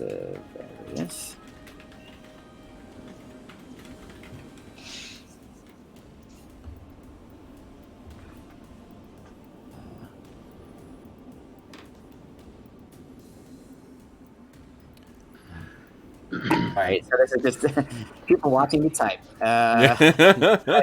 So while George is typing, I keep trying to like take a selfie with this picture, but then I keep thinking it's like the mug is wrong, but the mug is deliberately wrong, and I keep forgetting that. So I'm like, hey, oh wait, it's not working. Why is it not? Oh, fucking mugs. It's the perils of morning games. So if anybody didn't see the picture I posted, that was the classic Bloom County where Steve Dallas is like, take a letter, and Opus has to translate as dear motherfucker. Yeah. Well, no, Bloom County is so fucking good. Oh man. You know that it's back, right? It's been back for a couple years. Oh yeah. No, I haven't. He's actually, I'm ordering a print. He did recently this beautiful piece that was about rescue dogs. Yes, and it's, I saw that. Yeah, it's just it's gorgeous. He did a piece as well too. This is before I actually had adopted my first rescue. He did a piece, or he was interviewed about Flawed Dogs, the kids book he did. And he said, like, the inspiration for Flawed Dogs came from seeing a video of the rehabilitation of Michael Vick's dogs. And it's beautiful. Like, I'm getting chills just thinking about it, but it's just, it's a beautiful little bit of, like, talking about how, like, that dog had been through, hell and whatnot, but as soon as it was given an opportunity to just be a dog again, you could see it was just loving and friendly and whatever. And it was just great. Yeah, no, I actually read that book once, so that was oh, nice. That was a story time with me and my wife one time. So. Oh, nice. It's funny, Kev, whenever you mention dogs, I always imagine a team of huskies. I can't think why that is. I've got to go and walk the dogs, and then you're getting on like this big parka and these muttlocks, and going out there and just throwing like raw meat out. So basically, you're picturing my day-to-day life. Time to go to work, and it's effectively Call the Wild. Exactly. Me and a sled dog going to work. It's funny, like, not a lot of folks keep, at least not in town, right? Like, huskies are really hard to keep because they're really high energy, and they're not, I mean, you can train them and whatnot, but they're not like cuddlers or whatnot the way that a lot of other breeds are. So, no, they're not pets, are they? They're not pets. They're just different. Like, I've got a friend who I went to law school with who's up in the Yukon, and like, they do sled dogs. They actually do sledding, and like, those dogs love doing that shit. They just love to run. Okay, so to all second sons, we believe your leader, Arcadius Blasivarius, is under the control of the sorceress Bergelt, whom you call the demon bitch. You've come all this way from your home shores to make a name for yourself, but you are once again mere thralls of another. If you continue to follow Blasivarius and truck with Bergelt and her fellow sorcerers, you will ever be second sons. So he takes this, Sir Fabrius takes this and reads this, and he looks at you, and he says, I will deliver this to Blasivarius, but I'm not sure what else you intend me to do with this. Not to give it to Blasivarius, to give it to the other second sons. We are doing them a favor. I've sworn my sword to Blasivarius. I will deliver my message to him. I will not become a... honor prohibits me from acting in any other way. Even if you believe he has become corrupted by another against his will, you are saving him as well. Those are your words. This is what I believe, and I know of these things. From what you've described, this seems to be what is happening. And I think you would all be more likely to survive and achieve your ends. I just saw your note in there. You would achieve your ends if you were to remove Bergelt from your group, and I think at that point you perhaps will seek another land to take over. But if you do not agree, it's nothing that we can do about it. Blasivarius's Sir Arcadius's heart was set on this keep long before he met Bergelt. I have my misgivings against that witch, but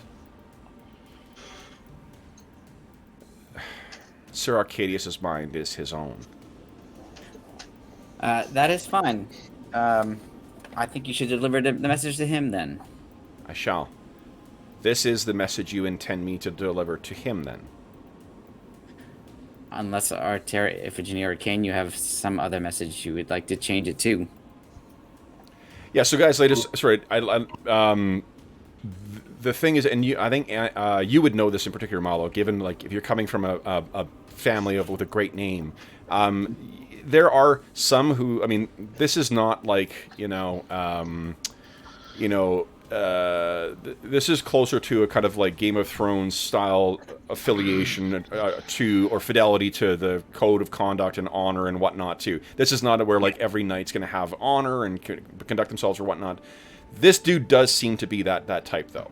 He does seem to take his vows seriously and whatnot. So, I think you would know. You've known his type. He's bought into the stuff that you have left behind that you didn't have truck with. Right. This means this guy, he would never turn against even if he thought his lord was, leading them to foolhardy death or whatever else. He's sworn his sword to them. You almost would think that like the way he keeps harping on having sworn his sword to it, you would think it's akin to saying like, I'm shackled to this person. Okay. Yeah, that makes sense. Yeah, so like he wouldn't go back and start agitating against them. The fact that you were picking up any amount of agitation from this guy with respect to like the decisions that Arcadius made, it probably speaks to just how pissed he is about those decisions, more so than him wanting to just shit talk his boss when he's out of sight. Right. And there's no doubt, I mean, like, you guys, he's probably scared as well, too. You guys kicked the shit out of him with all sorts of horrible magic. You decimated his army when they thought that, they were going to basically wipe the floor with you guys.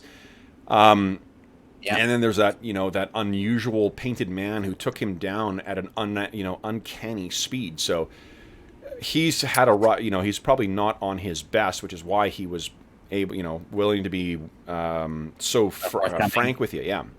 Yeah. Okay, that sounds good. I mean, should we send him back with a message? I'm now directing this to the rest of my companions here, saying we have 150 men. I'm lying. In this keep, and we were not even prepared for your attack, and yet we decimated your troops and killed 2 of the second sons and took another hostage. So let's do this, guys. How about knowing? Here's another little thing I'll give you too. Knowing how you have, you're with your direct experience with Sir Arcadius thus far, and knowing your experience with people of his type in the back, the type who wield their name like a weapon over others, right? Is there a way of sending a message that will achieve what you want, which is to get a message to everyone else through him? Through Lasvarius? Yeah.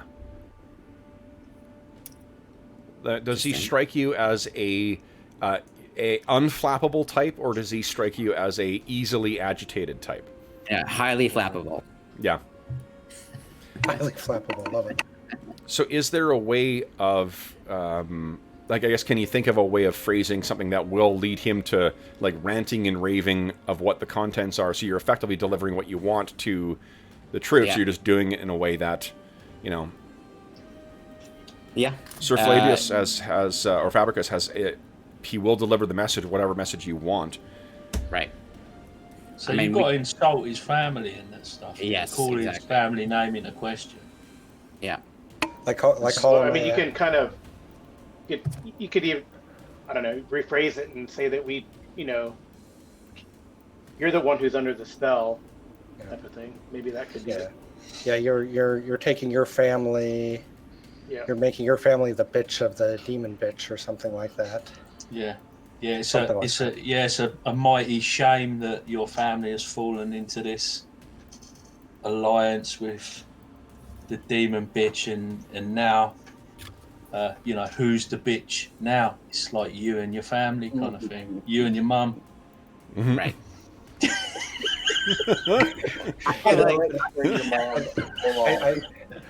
I might insult his dad more though, just because it's I think in this time and whatnot, like, women aren't exactly treated with a whole lot of respect.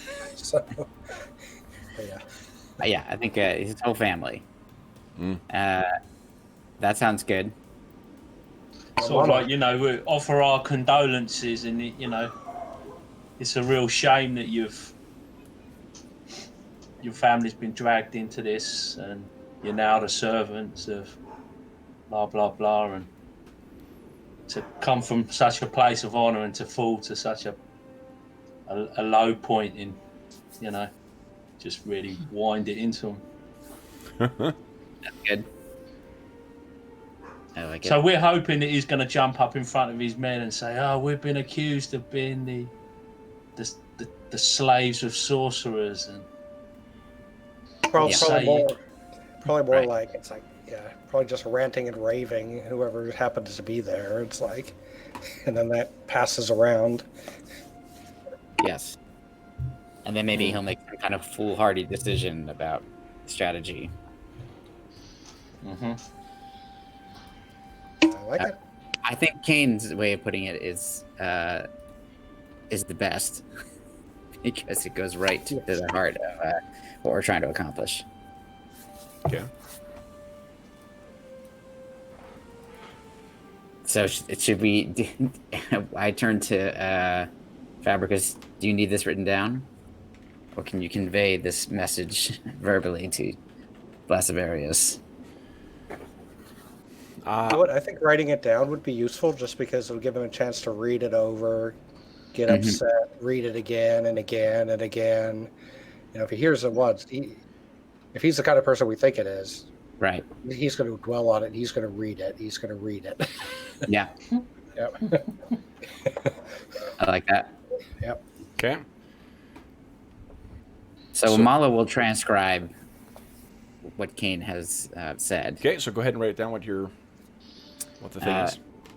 All right, and everybody You're in taking a Viewerland can watch George type again. Yeah, exactly. It's a second level in stenographer. Well, what was Kane? Kane had some good lines there. Your mom. It was like well, I was offering our condolences, and it's a sad times. It's a real shame that it's come to this. The once great house of whatever has fallen into servitude of sorcerers and witches. Just taking this opportunity, this break in the hostilities to, extend. I don't know. Extend our sympathies. You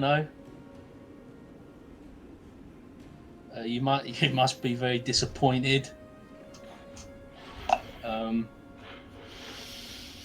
man, you must be very disappointed to have come all this way from your home to make a name for yourself, but now you're just a pawn or a thrall. Yeah. If we were in a similar position, which we're clearly not, probably would just pack up and go home, or overthrow these witches and come out and fight once again like real men. Yep. And the remainder of our army will be here in 2 days or 1 day. and then you can have a truly epic battle instead of attacking us whilst we sleep. We should say something about that. Actually, that's very underhanded and dishonourable. Not like we weren't planning it, but yeah, we don't have any names yet. Underhanded for them, though. Yeah. Say, look how low you've fallen to take tactics. Dishonorable tactics. Dishonorable tactics. These are all good. Okay. I gotta go fix some typos. We should just open a Google Doc. Parchment of spell check. Exactly. Yeah, exactly. That'd be good spell to have. One note, everybody logs in and we can make changes and adjustments. Yes.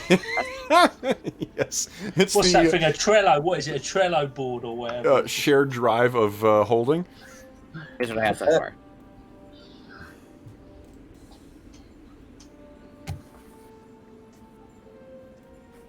So is this like the second note we're giving him, and he's gonna go, no, try again? Like, just keep telling us, no, this isn't gonna work. A little note for those DMs at home: if you've not prepared enough stuff for a particular adventure, just make the players keep doing the stuff over and over again. No, I'm kidding. Okay, write a book report. Go. Okay, so let's see here. We'd like to offer our condolences. These are sad times. It's a shame that the once great was contraction. So it is a shame that the once great house of Blasivarius has fallen into the servitude of sorcerers and witches. We are taking advantage of the break in hostilities to express our sympathy. You must be very disappointed to have come all this way from your home only to once again become a pawn of someone else. If we were in your position, we would simply pack up and go home, or overthrow these witches and fight like real men.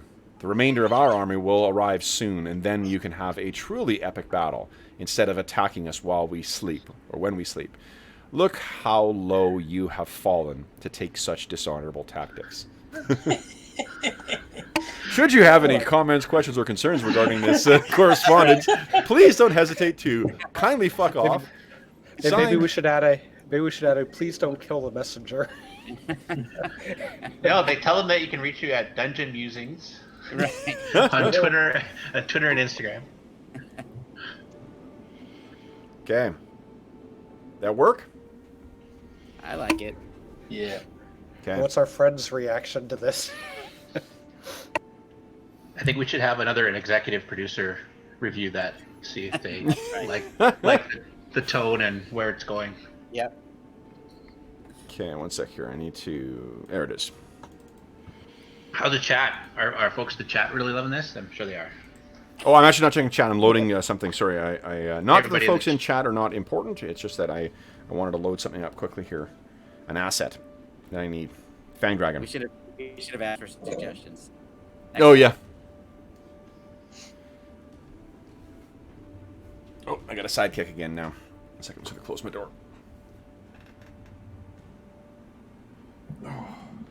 And I got... my son worked yesterday all day doing construction, and then he went to his bar job last night, and I went to bed at about 1, like close to 1:30, and he still wasn't home. So, like, I would really prefer not to wake him up right now. He's a hard-working young man. It's a long day. Yeah. That's a lot of working, yeah. Yeah. That's proper working as well. Oh, for sure. Yeah, yeah. That's not... Let's see here. Reavers. Okay. I'll refresh my camera in a second. I know you guys are getting two different perspectives on me right now. Where are we here? Okay. All right. So then, yeah, Sir Flavius will take that out. Fabricus. I think I've given this guy about 6 different names in the course of this one session. So it's one of the perils of introducing stuff like this. Okay, so then I'm curious what his reaction was to it when he read it. This one, he looks, and his eyebrows go up, and he looks back at you and says, "This is the message you intend for me to deliver." Yep.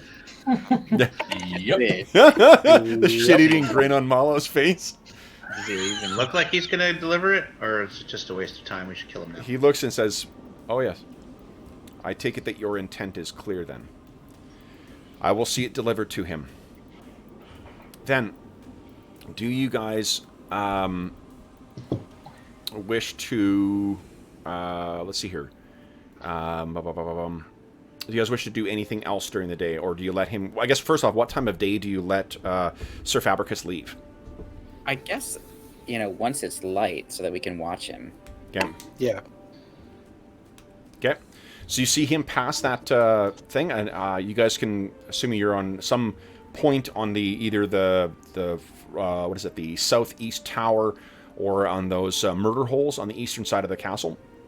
Yeah, and I actually realized that we said this started at 1 p.m. by the time we were awake, etc. Yeah. So this would have to be the afternoon then. Yeah. So this is sorry. No, go ahead.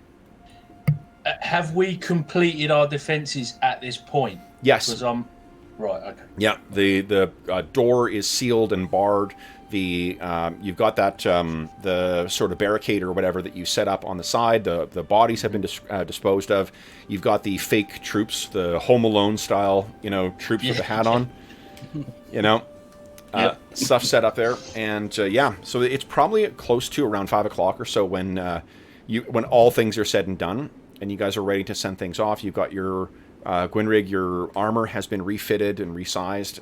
Your troops are not yet ready, but tomorrow the troops that are in the infirmary should be, that's the word I was looking for, should be able to take up arms again. And it looks like you've positioned all of your troops. Okay. So you see him go. And tonight, let's see what the weather is. If you guys can, if it'll clear up for you finally. Kev, is there a way to zoom in on my armor thing, or just have to zoom the whole screen? On which one? When you on your token, you mean? Yeah. On this one, you'll just have to zoom in if you want to show the guys, though. Yeah, I want to show the team. Yeah. Here, this is out. So here is Gwynrig's new illustration. That is badass. Yeah. That's cool. Yep. Oh, and a flail as well too. I like it. It's hard to find a woman in plate mail wearing with a flail. Yeah. Tell me about it. Yeah, it's the story of my life, man. Yeah, man. When I find her, I'm not letting her go. Oh, damn. Okay, let's see here.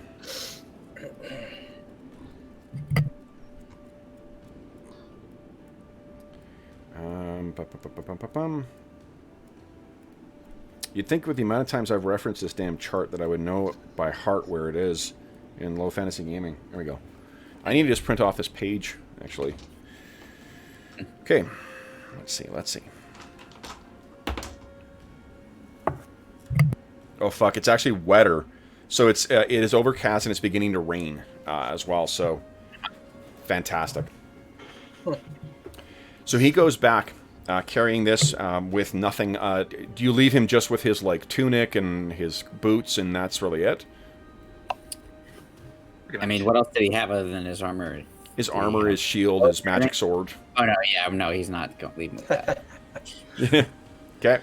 He seems nice, but really, fuck him. Yeah, exactly. Yeah. All right, so you guys send him out, and he makes his way across. He, as he's making his way, he doesn't spare a look back. He makes his way all the way over to the enemy encampment, and you see a little bit of activity going on within the camp. But by the time evening comes and the night falls, then you've seen no further mention or no further sign of Sir Flavius. No skinned man, showing up. Oh, I just lost George here. Let me try and hit reconnect. Yep, got you back. Oh yeah, I had lost you too. Oh, okay. Yeah, you're back. There we go. I got everyone. Okay. So then, guys, tell me about your preparations for the evening now. This has been a long day we'll assume that your footmen have managed to get some sleep, so they're sort of on a bit of a cycle with sleeping in the afternoon. They can stay up late tonight if you want. Yeah. So where are we thinking? And we don't need to spend too much time on this. Just get a general idea of where you're placing the troops that you have remaining. I think we need, the one suggestion I would make is make sure one of the towers facing east always has somebody awake in them. Okay. So basically facing the camp. Currently you have 2 crossbowmen and you've got the reloaders up in there. That's where Iffy was last time. Yeah. And is there something we can do about stopping these guys from throwing themselves overboard? That's what I was going to ask about. Yeah, you still don't know necessarily what that was. And it's no doubt some kind of sorcery, but...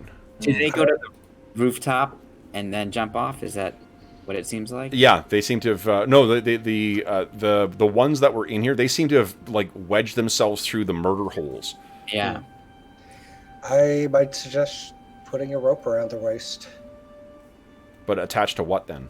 Attached to the murder hole. Picture a hallway in a castle. What is it that you foresee this thing being attached to? Yeah, attached to each other. It's hard for if one's trying to get out, the other one's not going to be out by the time he falls. That might help you with the murder holes, but on the top, Yeah. Are there no crenellations or anything like that up there? Yep. Yeah, just loop it around the crenellations or whatnot, so that there's something for them to catch on if they throw themselves off.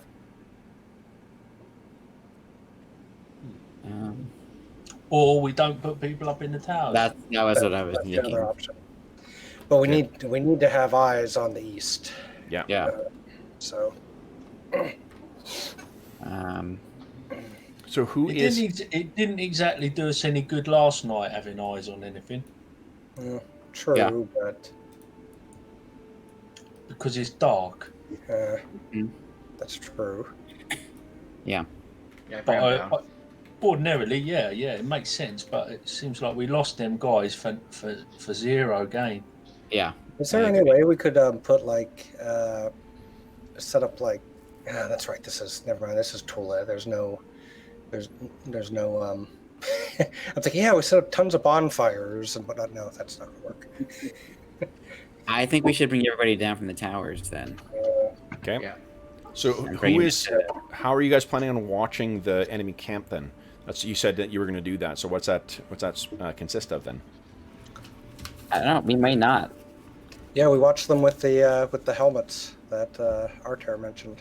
We don't worry about it. We just leave the helmets up there looking with some light behind so that people see them. Okay. So no one is keeping any watch. Then what about in the rest of the tower or rest of the? You got right now. There's those two or the two groups of crossbowmen up in the southeast tower. Are you keeping them there or are you bringing them down? I would bring them down, ready to go back up if needed. Just out of curiosity, the way the keep is constructed, can they even see over to the east, or they can only see the other directions? Well, they're in the east, so they're in. It's this tower over here is where they are. Right at the top of that tower, in the southeast tower, so they can see to the east, the direction where the encampment is. Yeah. Sorry, I was looking at the other one. I would get my east and west mixed up. Okay. You have two one team of crossbow and reloaders in the western towers, one in each of them. Those are the ones I was wondering if they can see to the east or if the keep is blocking their view. They really won't be able to see. Most of the keep is from where they are. They'd be looking down and kind of their view would be obstructed by the 2 stories or 3 stories of the keep. So I wonder if we keep those guys up there because they probably won't be attacked by that spellcaster, and they weren't previously. Yeah. So they could keep an eye on the main gate. Yeah. Mm-hmm. So we'll keep those. So we'll keep those 4 up in the west towers then. Okay. The ones in the east tower, could we not deploy them with footmen, and then when footmen charge forward, they can keep firing over into the back of the melee? The other. Yeah. I like that idea. Okay. That way they're not up in that tower, but they're also not just sitting around doing nothing. It's too easy for them to jump off of rooftops and out murder holes, and that instantly kills them. So I think we need to get everybody down from the east towers. Yep. Definitely. Okay. What about? if he did seem to survive, the whatever ensorcelment affected the rest of the your henchmen didn't compel her to toss herself off the roof. So I wonder if we the guys that died, were they like? Did they just look like they sleepily tossed themselves off the roof, or were their face contorted in fear? Their faces are kind of smashed from hitting the falling. 4 stories will do that to you. But no, like they're not. They seem to have just like dropped their crossbows and then like crawled off and fallen. So basically, sounds more or less like command, which is We can never probably. For instance, I can tell people to let's follow a single command. Yeah, you can command. Yep. I say let's not metagame too much here, otherwise. No, I know, but she would. The be fanged dragon of metagaming may come. Right. If it's a mass spell like that, then we're out of our league. If someone can, some caster can do that. Yeah. A mass spell that can do that. Have you got any charms or any arcane tricks up your sleeves that might protect against or ward off any such evil? I mean, can there's like protect- alarm, I can- protection from evil. Protection Wyvern from evil, watch. maybe. That clasp is helping. Yeah. But Reagan I have doesn't really have anything. neither do I. Mm. More Doesn't often. make sense.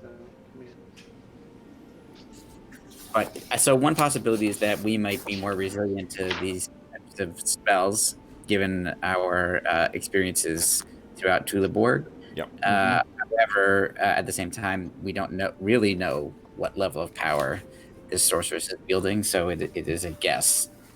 Mm. So, do we want to take that chance? I mean, Malo would be willing to go up in a tower. Mm-hmm. Yeah, we should.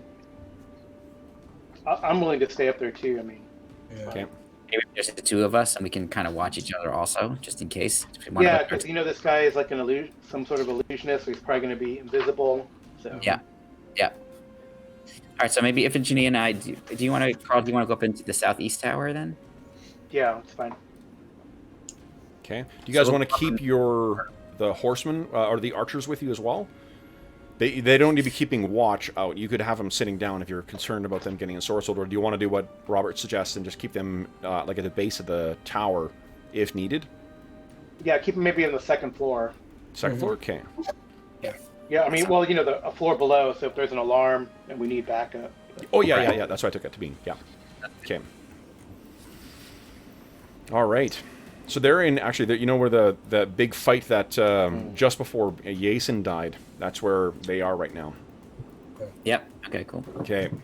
Reagan, if anybody needs spelling, she's willing to go up again, even though she was ensorcelled. I mean, she feels like she should have been able to resist whatever it was. It's up to you. I mean, you're so valuable. I understand why it'd be great to have you in the tower, but also it'd be great to have you down on the field as well. So it's up to you. I mean, not metagaming. Her wisdom is at 18, but yeah, I think she probably feels a little bit shaken by the fact that she got ensorcelled the last time, so she'd probably be willing to stay down. Yeah. There's not many guys left from Gwen's old troop. There's only like 3 or 4, I think. Yeah. So, but she'll go and do a round and hang out with them and kind of try and lift their spirits a little bit. And I don't know if we're combining units because a couple of the units were decimated, but Well, some of yours would, like about half of them would have survived as well too. So there is, they would be in the infirmary if you want to. okay. If you're trying to raise spirits. Yeah, she'll go and check on it. She feels that because she's like, call it recently promoted or whatever you want. That it's good for her to be seen with those guys, and they'll be like, hey, yeah, we promote from within, and we can survive this. And Gwen got smashed 3 times and still lived. Like, she's blessed. Let's fight with her, or something like that. Where is Inigo going to be placed? I think just Kane and Reagan and kind of down here in the middle. Yeah. Okay. So go ahead and place where everyone is then. Okay. Oops. Where the heck is the? There it is. I mean, we know what the weak points are. Like if they're gonna attack us again, it's going to be the same from the same 2 positions. Yeah. Yeah, it worked for them. So Yeah. So we did pile up bodies here, right? That was our plan. No, it was wood. Oh, wood. Okay. Yeah, Um, we burned the bodies, so they don't turn into undead. yeah. Reagan's going to stay middle-ish. Nearest Kane, so like if anything happens, you can roll over to sleep and enlarge him. Wait, that sounded bad. Okay.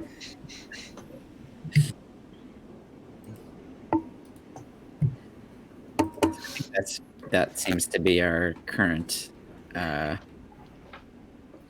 Should Order. one person in the What's this? be awake? The staples. Stables. So like wooden rails and stuff like that, which prevent people from just running at you. But maybe you could stand behind there if you're like a crossbowman or something.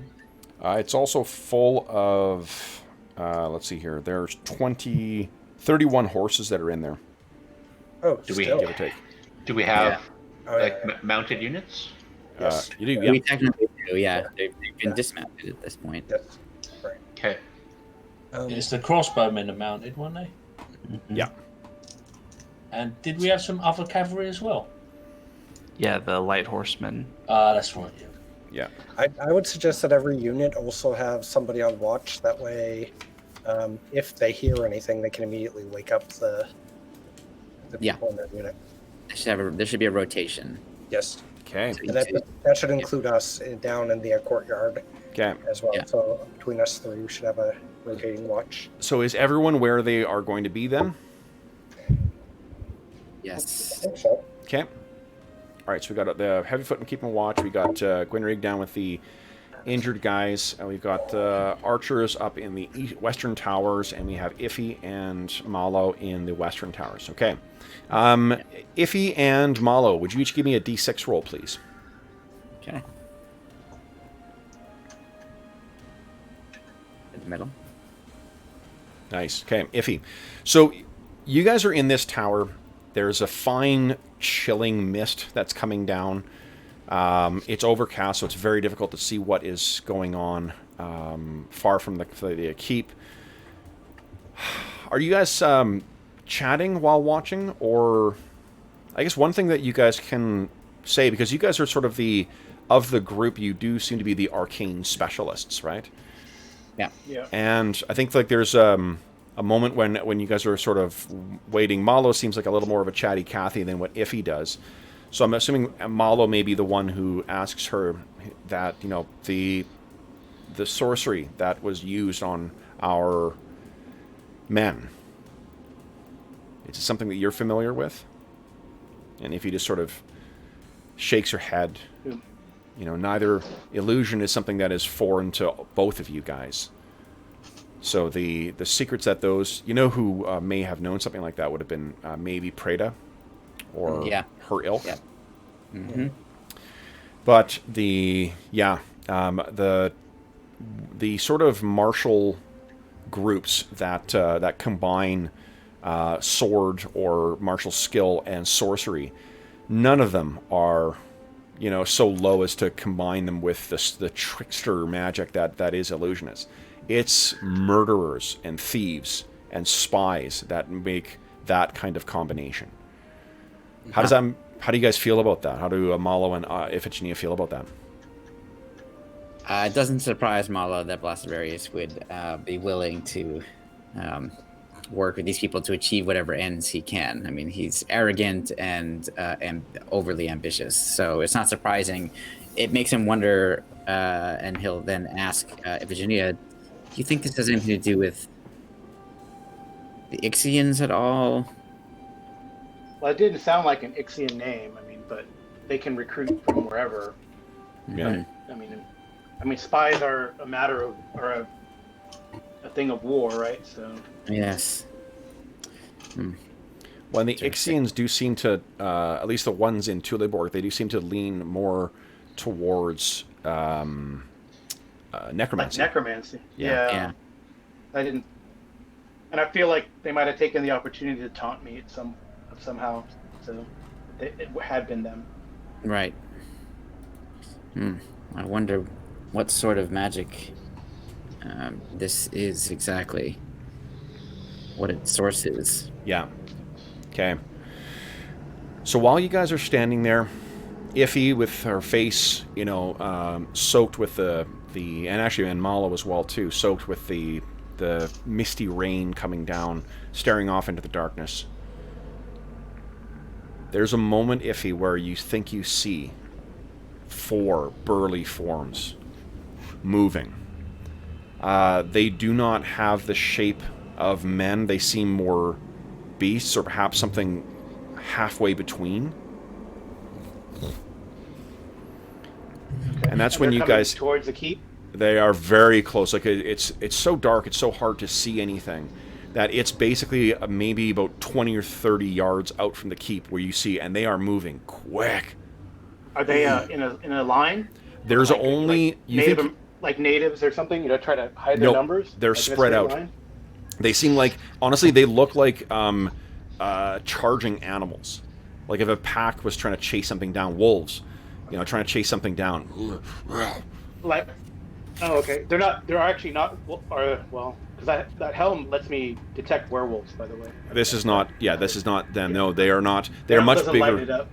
Yeah, they. I mean, wolf is a description. Most In of a they're line. like big animals, huh? But they're humanoid. Burly. Honestly, like the great apes. Well, definitely Mount Tamalo. Okay, so you sort of have that, and then you guys hear from behind you the sound of like, as if something was tearing. You spin and see towering over you 2 of these. Oh. Okay. Let me. Oh, okay. All right. That's all right then. Okay. At least it's not 100 troops. Yeah. I grab Iphigenia. You see this? It's right Yeah. behind you. I'm worried it's an illusion, so I'm like, do you Okay. see this thing? Nice. So hold on. But first thing we need to do is roll for surprise.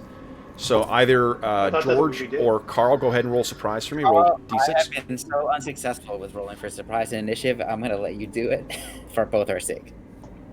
Oh, well. Well, that's the key. Okay.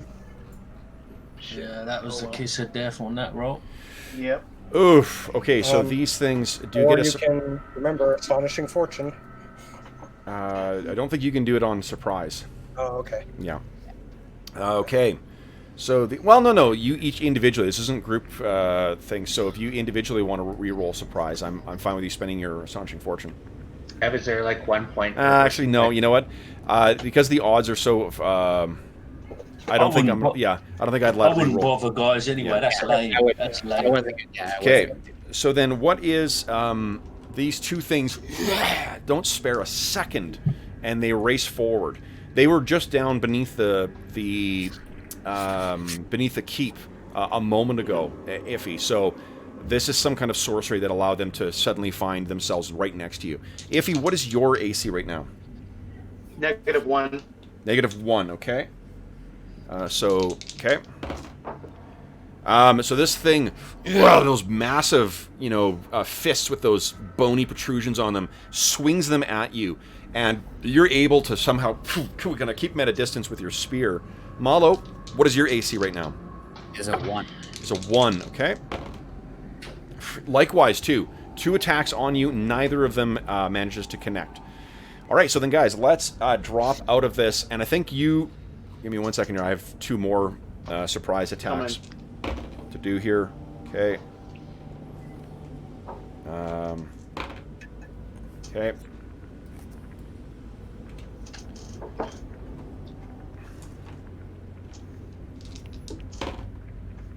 Okay.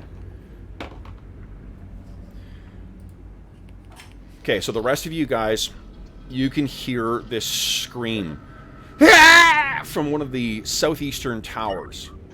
And everyone, your blood kind of runs chill. So your characters don't know what's going on. You know something is going on in one of those southeastern towers. Let's decide. Let's see here. Who is going to roll initiative for us? Who's taking the blame? Will, we haven't heard a lot from you yet today. So let's, everyone, first off, Roll earlier. everyone declare your actions. Great.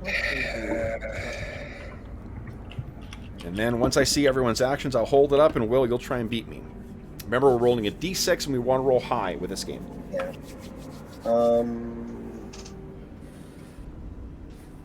And kept drawing a weapon. Is that part Free. of an attack? Yeah. Okay. Yeah. So should we figure out who was actually awake during this down? So that I'm assuming you guys are all. This is actually very, very early. Oh, okay. Yeah. So right. This clearly is a response to your letter. Yeah, I figured. Okay. We have everyone's once keen to enter. Great.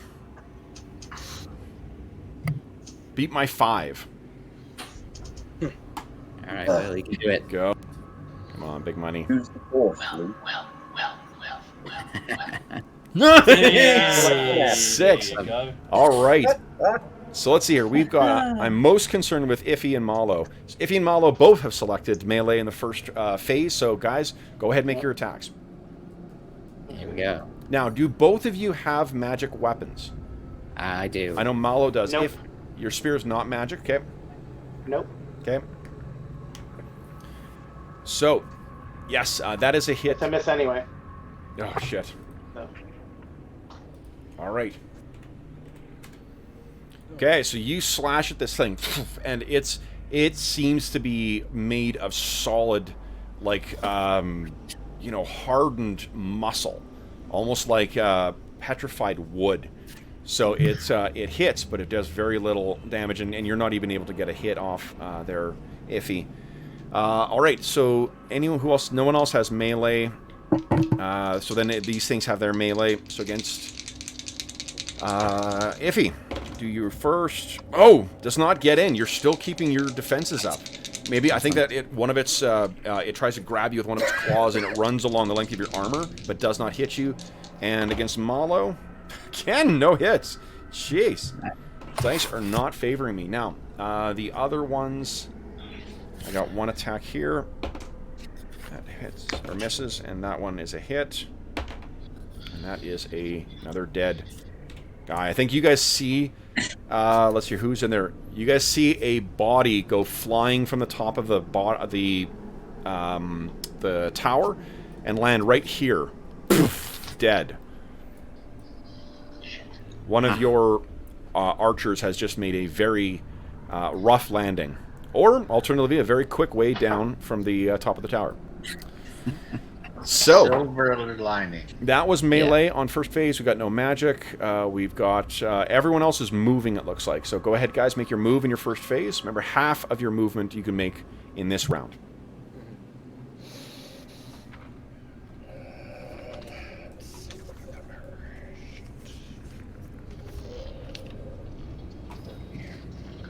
Yeah, not really sure. So we only know people that are down in the main level. We only know of the disturbance up here and up here. That's correct, yeah, in the southeast, the eastern towers. So these ones. So up here. No, east. Oh, sorry, western, west. I'm saying east, western towers. I'm an idiot.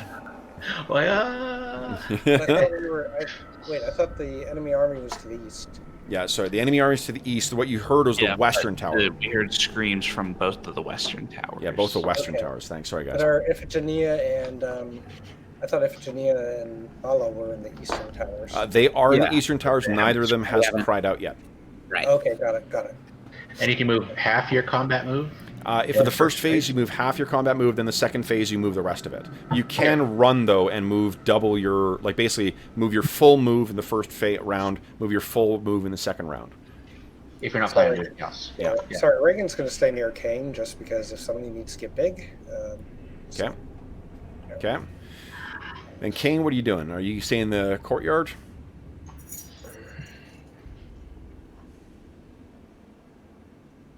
Kane, we can't hear you. We're sure if you're contemplating or not. Yeah. Strategizing. Colin, you're muted in the hangout. Or not talking. Yeah, I just had to dig out the hangout. And There you Okay. I'm a little bit torn now. If I go over to the west, can't be in the east. Yeah, but we haven't heard anything. You're not aware of anything of these, so you don't have you shouldn't have a guilty conscience. So I'm just seeing archers being thrown around. Yeah, and you heard the cries from those two towers. Okay. Okay, I think I'm gonna head over there. And I can run. Is it that'd be 50. Or 25 or 20. Reagan is not keeping up then. Okay. And let's see here. So everyone's running over there. So for my second phase, we got no melee. No one's moving on the who's engaged with Iffy and Malo, but the other ones are going to run to... Okay, so they're on the second floor now. Making their way down towards you guys. And then the rest of you guys can go ahead and make your moves on the second phase. 1, 2, 3, 4, 5, 6. Okay. Then I'm Are gonna... you running, Arlen? Yeah. Yeah. Are we going to head in the same direction or split up? I assumed, because it looked like Reagan and Amar were both going to the southwest tower, that I would go to the northwest tower while they deal with whatever's down there. So feel free to go whichever way you like. You're on your own now, are you not? Yeah. Well, yeah, but I got a magic sword now, so. Okay. Your magic helmet.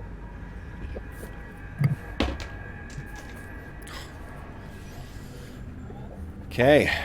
Reagan knows that Kane is beat up, and she remembers the last time a beat up man went out. Okay. It's after a round. All right. So then I think that is the end of the round, guys.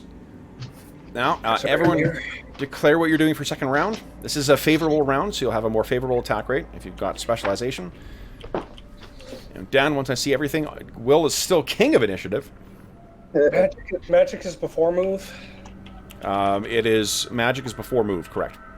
And remind me, the towers, is there enough space if I make somebody... Kane, they'd have to squeeze in there. If Kane gets big, he's have to squeeze in there.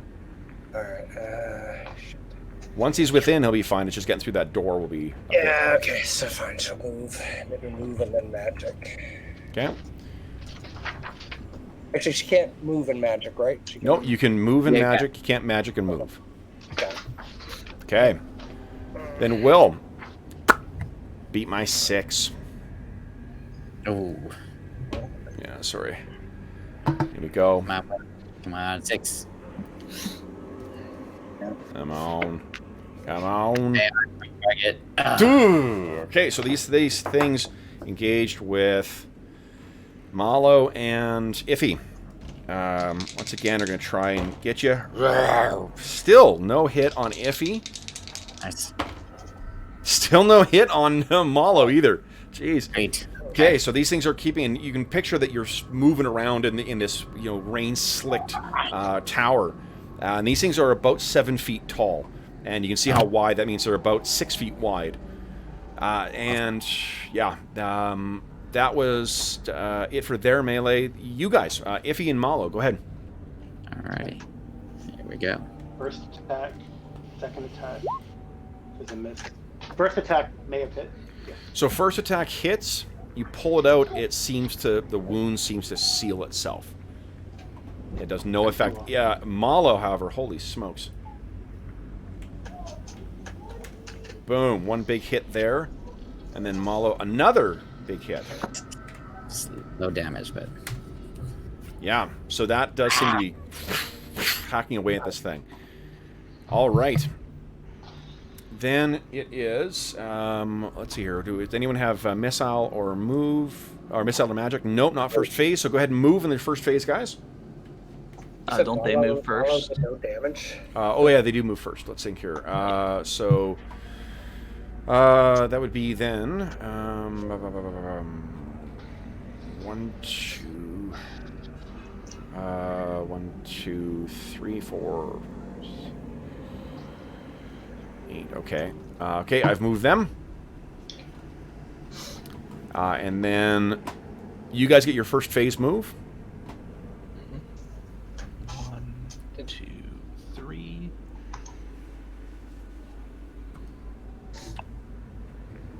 Okay. You're kind of hiding to the side of the stairs there, Artur? Well, I'm going to try to jump him if he comes down the stairs, basically. Okay. Yeah. But is he actually here? Is that on top or is that a different level? I think We're looking at this from the top, right? Yeah.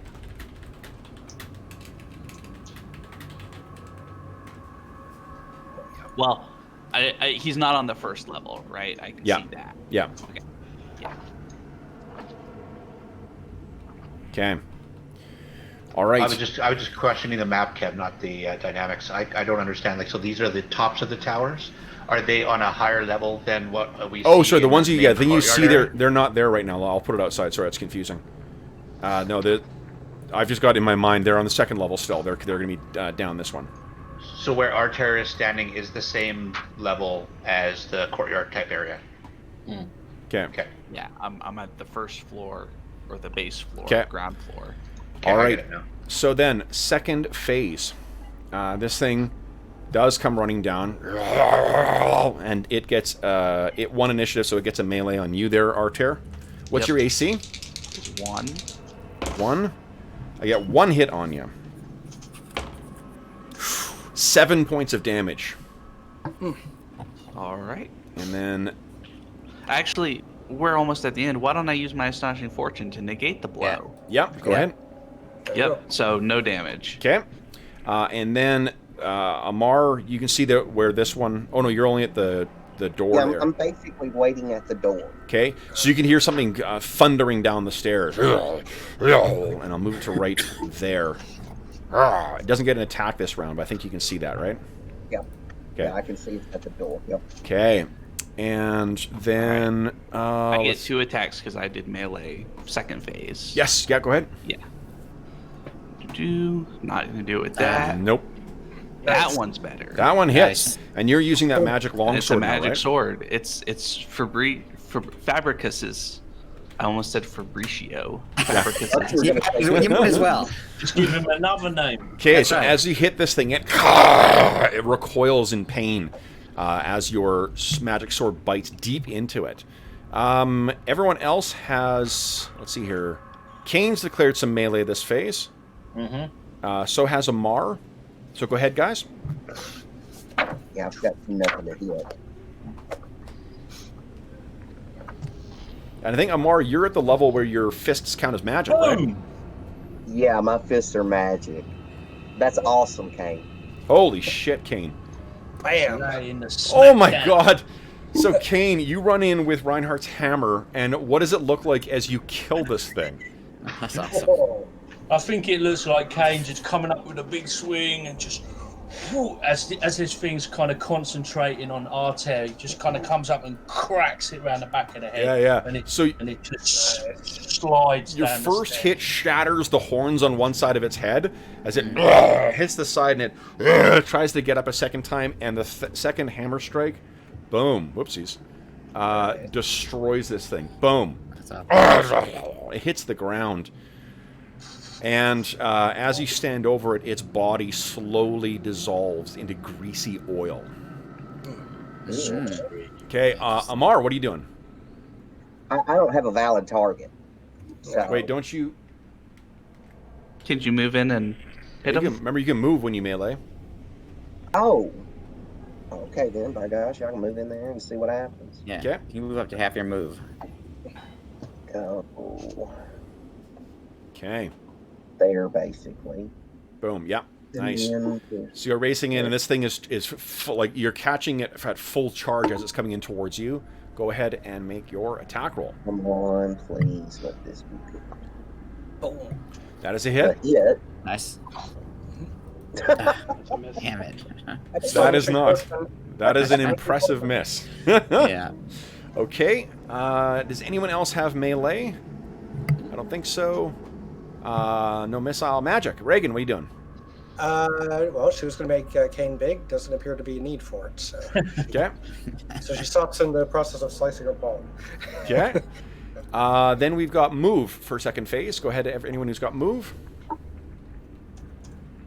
I'm assuming your troops are just kind of hanging back right now. Yeah, I think that's wise. Gwynrig is getting in there too. Okay.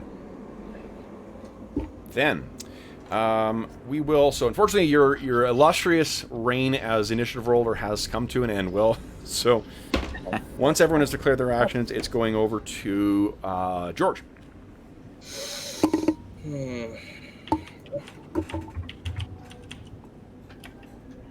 So we're going Just to to... make sure, just to make sure, Kev, we haven't heard anything else from this tower. I mean, there was a lot of fighting, so... From which tower?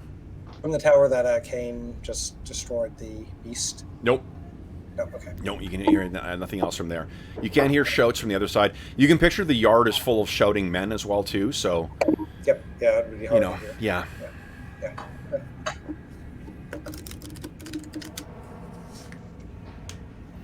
All right. Gwen says, Arter, if you step back, we can fight together. It's Amar. Oh, Mar, sorry. Mar, Arter's the other one. bring the beast out. Lead it out so we can fight together.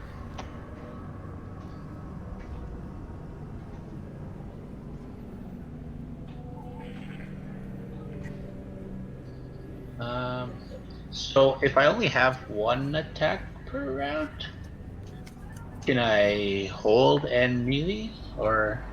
Well, again, it's Yeah, if X, then Y, yeah. Yeah. Because I'll hold for it to be in a place where I can hit it, because Okay. otherwise I can't do nothing. So then, George, beat my 1. Let's see. I told you. Oh my gosh. Sure. Okay, so first up, why don't we do melee from... Well, let's do the guys in the tower first. So Iffy and Malo, go ahead and make your attack rolls, guys. Ready? Oh, Iffy's doing magic, never mind. So, Malo, you get yours first. Whoa, that's a big hit. Whoa! Ow. Okay. And let's see, we'll go to the ground floor. We've got Amar with melee. Go ahead. All right. Make your 2 fist attacks. Hooah! Kung Fu, Kung Fu. That is not a hit. That is not a hit either. Oh my god. Oh, What the hell? You are sitting on your Astonishing Fortune. You want to make use of reroll one of those? Yeah, you should. Yeah, let's go ahead and burn one, 'Kay. and we'll re-roll that. Okay. Get it with maybe one. Yeah, because you each start with 1. Nice. That is a AC hit. two. No, it isn't, actually. That's a miss. Oh no. You hit the side of this thing. That's not good enough to injure it. Oh shit. Shit. All right. So then it is... You hit this thing, and it's you know, worse than when you were training and hitting stone. Anyone else got melee? That's a hero? Nope. So it's the monsters. We'll do the ones, since I got the ones here, I'll do the one that you're engaged with there, Amar. What's your AC right now? My AC is 2. Is 2. Okay, so this thing tries to hit you back, but you are too quick. Dancing and weaving and ducking. The one facing Malo, see here, misses again. And then Iffy, you are casting a spell right now. If this one hits, it will disrupt the spell.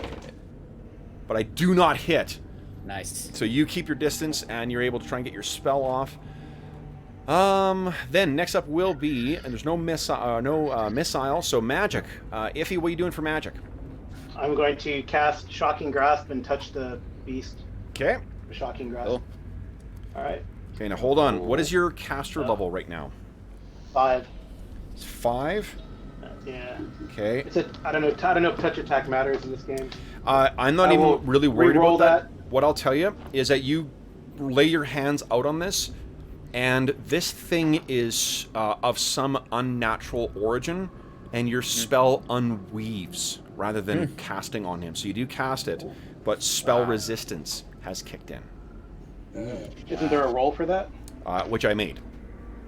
Uh-huh. Yeah, it's your. That's why I asked your caster level. It's a certain level, and then for every level below 12 Yeah. that you are, You like 9 or 11. add 1 more to it. Yeah, so it's basically you got a +7 to its roll. So Okay.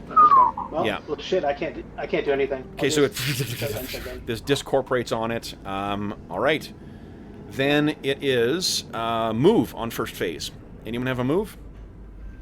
All right. Dragon. I'm going to go up the stairs to see if there are any more of these things. Okay. So 1, 2, 3. How much can you move? I'm not running, so just my 3 square. It's 3. Okay.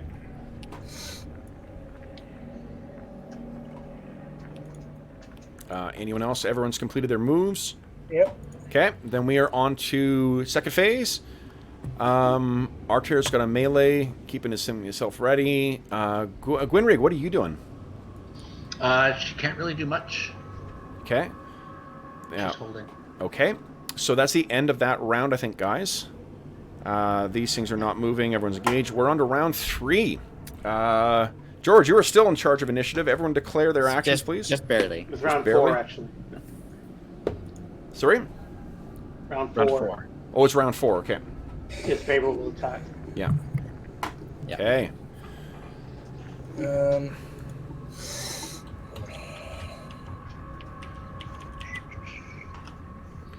Now, remember, because we're playing an old school game, you can be inventive in your actions as well, too. So don't be looking at just your character sheet and feel that that's all you can do.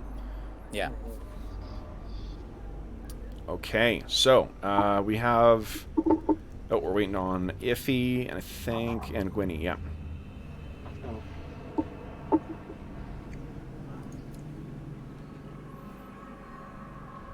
All right.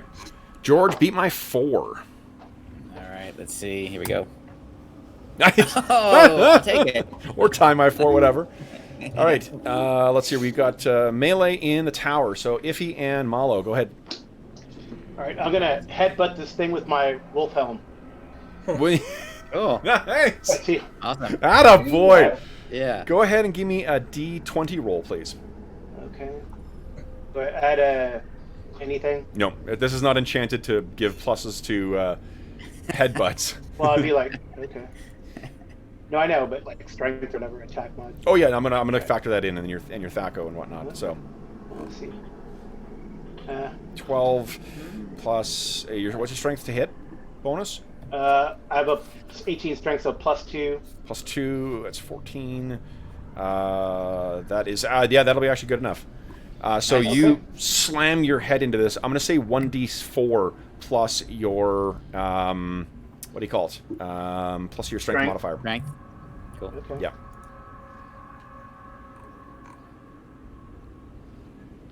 That Nice. was a good hit.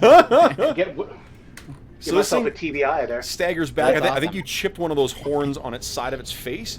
It thought you were Awesome. easy pickings. Malo, go ahead and make your That's great. attacks. Yeah, here we go. Slice. First attack.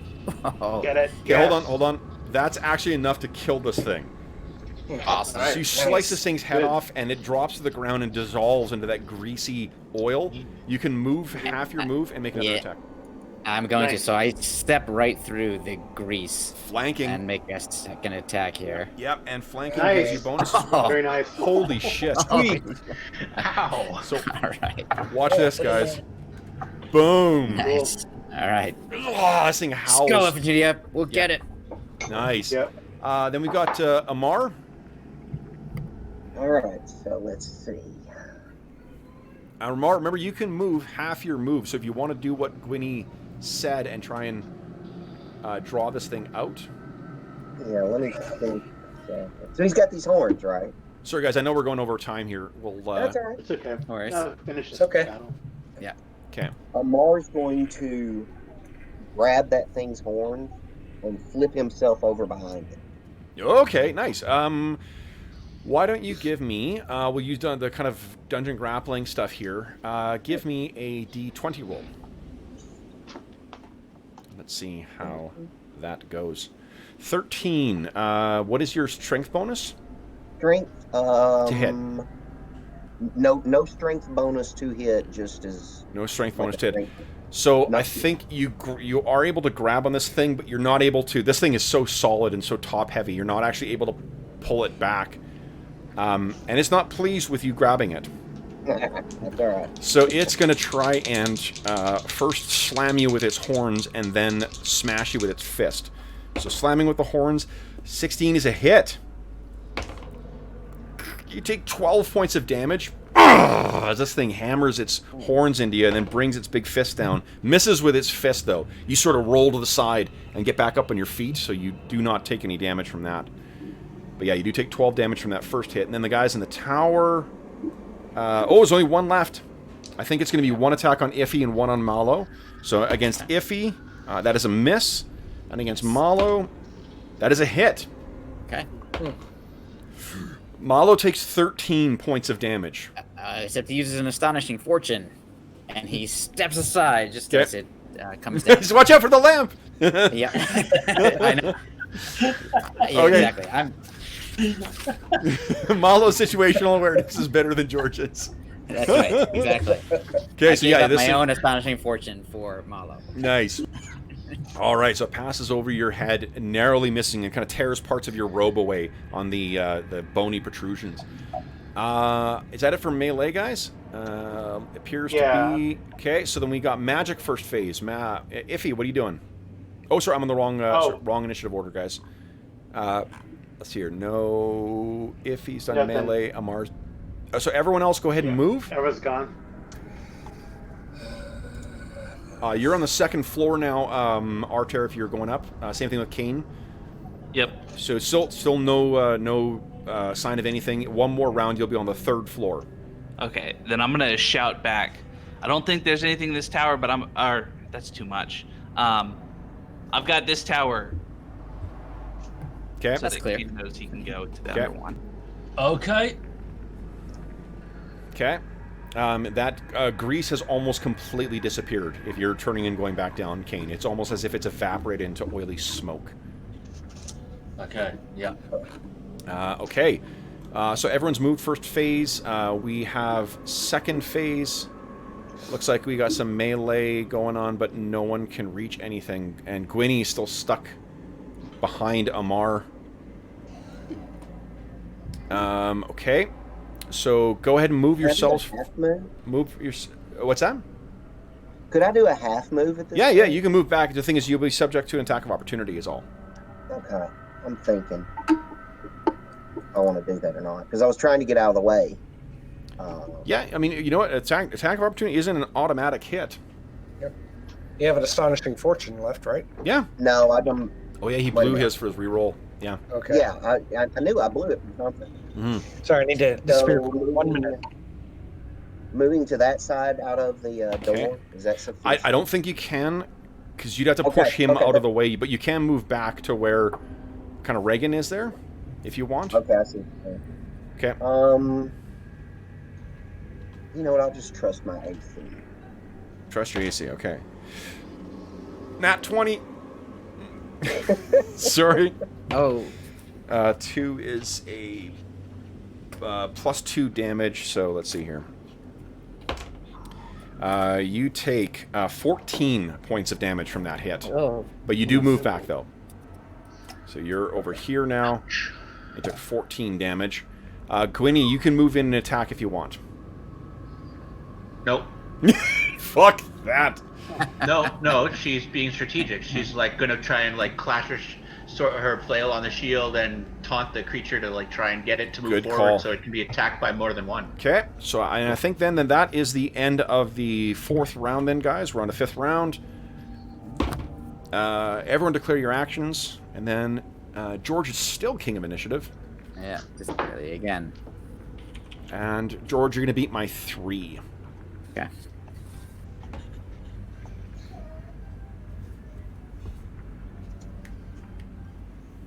Okay. Hold for melee, good call. Okay. Okay.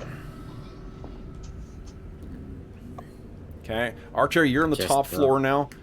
You find the bloody remains of the 2 archers that were up there. Any chance of stabilizing either? Then? Nope. They took almost double, I guess. for the damage I rolled, they took almost double their hit points, so... Yep. Wow. Yeah. Yep. We don't have Robert, but do you want me to? Yeah. Oh, there he is. There he is. Okay. Yeah, go ahead and roll, though. Okay. Here we go. Radium gun Trying to coming beat at your you. 3. Nice. Excellent. I'm Oh, fired. no. Okay. Oh, Lord. So, let's start with the melee from these things. So, Gwynny, you're getting your wish. This thing's running forward and trying to hit you. Your AC is what, a -1 right now? No, it's 0 against melee, right? 0 against melee. 0 against melee. Okay, so this thing needs that. Both misses. So it slams into you. One of them does hit your shield. And then the one up engaged with the 2 guys will do once again 1 on each. On Iffy, that's a miss. On Malo, that is a miss as well. 2 3s back to back. All right, then our heroes, melee. This is an unfavorable round. Go ahead. Who wants to do? Is Iffy doing them? melee as well. Yeah. So Iffy and Did the No. did the headbutt look like it did anything to this thing? oh yeah, you chip part of its horn. That's one of those horns at the side of its head. Holy shit, Okay. Malo! Wow. I hate these things.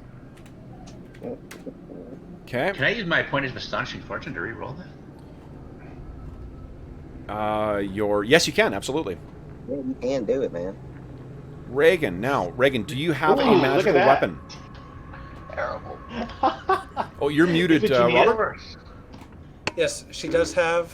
Sorry, she does not have. Does not have. So, Okay, but so it you was still hit. swing. Same thing as before. It's the wound just seems to seal itself. Okay. Iffy, that is a crit. Go give us a 1d6 roll.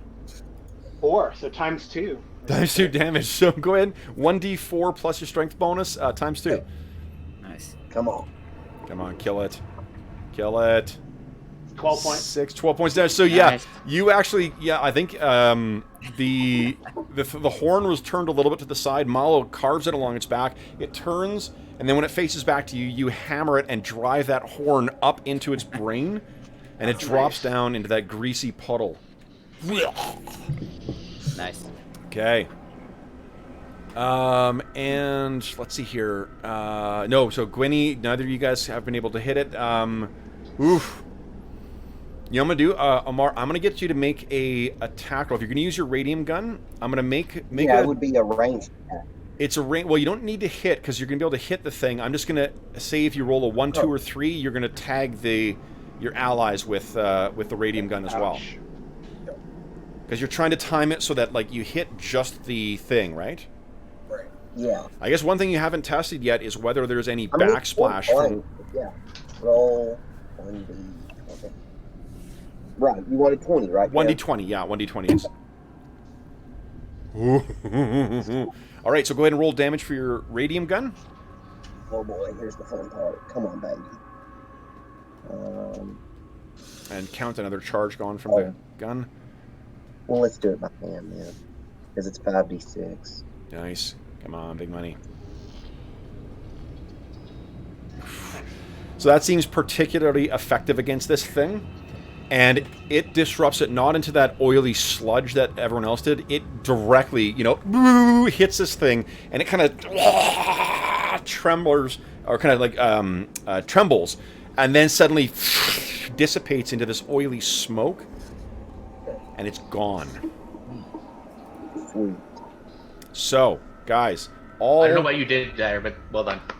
all 4 of these things are now gone. If Virginia wants to do something, we can still move, right? In our second phase. Yes. Well, what we'll do is we'll just do the aftermath of this in the next session. I'm going to quickly total up your XP for today just to give it to you. Okay. Okay. But go ahead. What were you thinking of? You can while I'm doing that. If these things seem like they're summoned creatures, she wanted to rush or move to the edge and see if she can see the summoner. They for sure are summoned creatures or bound creatures of some kind. Right. You don't know much about summoning. Well, no, I guess you're a necromancer. Look like demons. Right? They are for sure demons. Yeah, absolutely. Yeah. Some kind of bound demon to some powerful sorcerer. So yeah, this is absolutely. I wonder who. Yeah, I don't know. So she just probably the witch. She just wanted to see if sometimes these things are close range. Who knows? Maybe you get lucky and see. Yeah, The you know what? person standing out there, right? No, it's so dark and it's raining and there's no moonlight, so it was really tough to even spot these things only at the last second. And knowing I think if you had an opportunity to consult with a sage, knowing what abilities this thing had, you may be able to get further information as to what kind of demon it was. Mm-hmm. Okay. Demon sent back to the abyss. Yeah, definitely sent back to Yeah. the abyss. You guys kicked the shit out of those things. Okay. You guys are going to get a big XP haul this time. My goodness. Okay. I guess I'm glad you didn't count up the treasure last time, Kev. No, it was a good. That's one of the reasons I wanted to hold off on it last time, is to give the benefit of everybody getting this. Yeah. Okay. Oof. Okay. And what's the value of that?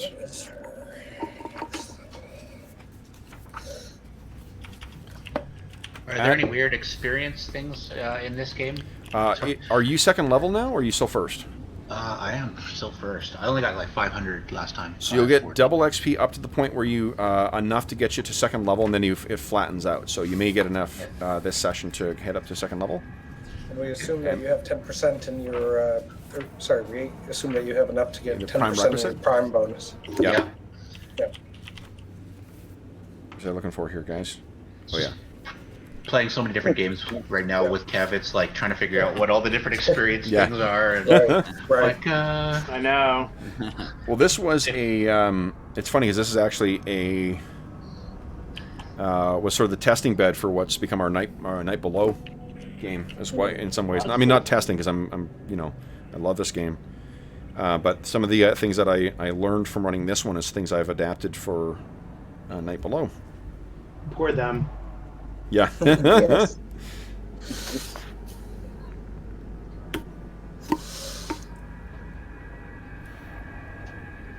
I kind of want to run Isle of Dread now too. Yeah. Just because I love the being just washing up on the shore and being forced to kind of deal with whatever consequences come to you. That's been a shit ton of fun with this game. Yeah. There's another one. Have you just recently got? I think I showed it. It was. Go ahead. There's a cool agnostic product called Springs Island. That is Hot Springs. island crawl. Yep. Hot Springs. Yeah, so Island. that might be something. Yeah, that might be something to do. Yeah. To entice people who who have played Isle of Dread forever many times. Mm. Yeah. I definitely Hot recommend Springs it. Island, pretty cool. Yeah. And it's a game. It's like system agnostic, so you can use whatever game. Oh, cool. Is that? Did you say Monster Island or? No, Hot Springs. Hot Springs Island by Swordfish Yes, Games. I have a PDF of that. Yeah. That's what I was trying to Yeah. Yeah, it's neat. Okay. Swordfish Islands. Well, the author is based in San Antonio, so. if Kev doesn't have a PDF of something, it's probably in the giant bookshelf behind him. Yes. But that doesn't mean he's actually looked at it, so he may not know. Okay, so guys, I have some good news. Yeah. Your XP haul for tonight, or today, for each of you. Oh, hold on. Everyone's got the 10% bonus, right? No one's. Yep. Yeah. Yeah. Okay, hold on. Oh my goodness. Pins and needles. Do you get experience for like magic items and stuff in this game? Yep. Oh yeah. Oh, okay. Oh, it's like first edition. That's cool. Yeah. So, and today was the day we learned the nature of the items that we had found last time. So this is when the experience happens. Oh, Exactly. Okay. So in total, each of you is walking away with 1,811 XP. So 1811. Still a long way away from 5, but that's good. Closer. Whoa! I was gonna say whoa. Well, So for you there, Gwen, that means you're getting 3,622 XP. nice. Well, I gotta find a trainer now. No. No trainers in this game. Trainers in Night Below because you get easily accessible. You can tell the guys. I think it took us maybe 19 sessions or 20 sessions before they ever got to Tuleborg. So that would have been a very long thing. We're That not sounds doing about trainers right. in this. No. So does that I think that for sure puts you at second level. Does that how does that put you in relation to third? I have to go look at the character. Third is 4,000. We're pretty close. Yeah, I'm at 4136. Nice. Okay, so you keep yourself at 39.99. Then you can only gain 1 level per session. Okay. But you're at second level, and after the next session, you'll be at third level. Well, that makes it easier. Yeah. Yep. Oh yeah, low levels characters as long as you survive the first session. They totally catch up. Yeah. Yeah. It's one of the nice things about the system is bakes that kind of like replacement thing in while allowing you to still play low level stuff. So great. Yeah. Guys, congratulations. A second assault, this time a mystic assault, and you didn't lose a single troop this time. Well, no, we did. We lost 4. Yeah. Oh, you did. That's Oh, right. Right. Hold on, I gotta adjust your thing here. So 2 mounted crossbowmen are gone, and Man, I wonder if we really should have thought about trying to summon or get the Wemix. Well, I'm not sure you guys Well, it really was had time. AIDS. Yeah, this has been like this is all Yeah, we happening. didn't have time. What I'm going to do as well too is I'm going to start, because it's really been helpful in the Night Below campaign, is I'm starting a calendar starting with the next day, like next session we're starting a calendar as like first day of seizing Iron Fang Keep, and then we'll kind of go forward from that. Okay. Okay. So, oh, you don't roll XP or hit points in this one actually. You get, yeah, it's what is it, it's half your level, and then you gained an odd level, so you gain, you're a fighter? This was going up to level 2. Level 2, And I'm yeah, a so it's 5. fighter, Yeah, 5. Fighter with a con bonus of 3. Oh, so you get 8 XP for that level. Okay. Next level you'll gain 9. Okay. Okay. So guys, first off, thank you so much for sticking around a little later than that. I apologize for the thing going over, but for those listening at home, thank you so much for joining us for session 28, or episode 28 of Reavers of Thule. As always, if you have any comments, questions, or concerns regarding the session or the game, please don't hesitate to leave a comment in the comment section of this video, and I will endeavor to reply in a timely fashion. In addition, you can reach me by Twitter at Dungeon Musings. You can reach me by email. My email address is dungeonmusings@gmail.com, and in the description of this video, you can find a link to the Dungeon Musings Discord server, where you can find all of us, where we have a channel dedicated to this campaign, to every other campaign we run on the channel, as well as a bunch of other things like finding a group and our dogs and general discussion of games and whatnot. So, or pets, I should say. It's not just restricted to dogs. In addition, you can find a link in the description of the video to something called, yeah, exactly, Colin. You and Hobbs are cat folks, so there is a link to something called Heroes Save Villages, and that is the charity fundraising campaign that we run on the channel. And at present, we have still 2 charity sessions available for anyone who wants to make a more substantial donation. We have so far 4 of them are gone, and I think at least 3 of the donors are here today, so that is going to be very exciting. In addition, coming this weekend, I will be posting as well about our next raffle, because we just had our good friends at Beetle and Grimm send us. Oh, yeah. Yeah, that looked awesome. Oh. A copy of their brand new Eberron Rising of the Last War. This is my copy, but they sent us a copy to raffle off to benefit SOS Children's Villages International. So if you want to get some pretty cool free gaming stuff, and between now and then too, I'm going to harass some other publishers and see if we can't get other donations. It is a relative, the raffle tickets will be available very soon, and then it'll be about mid-June is when we're going to make the draw for this, or we might actually push it to July. Canada Day is how I did it last year, so I might do that this year.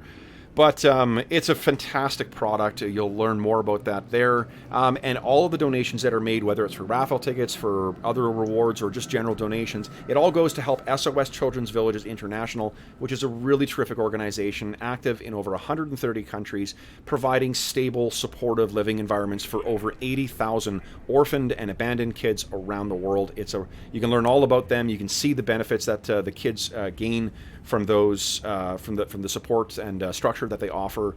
So it's a really great organization, and all donations go directly to them. None of it goes to the channel. None of it goes to any other middleman. Last but not least, I want to thank my players. So guys, Dave, Carl, Arlen, Robert, Colin, Will, and George, thank you so much for joining me on this fine morning, or afternoon in Colin's case, for another day back in Thule. Congrats on defending the keep once again, and I'll see you guys again in 2 weeks' time. So, for those listening at home, again, thank you so much for joining us, and until we see you again, happy gaming.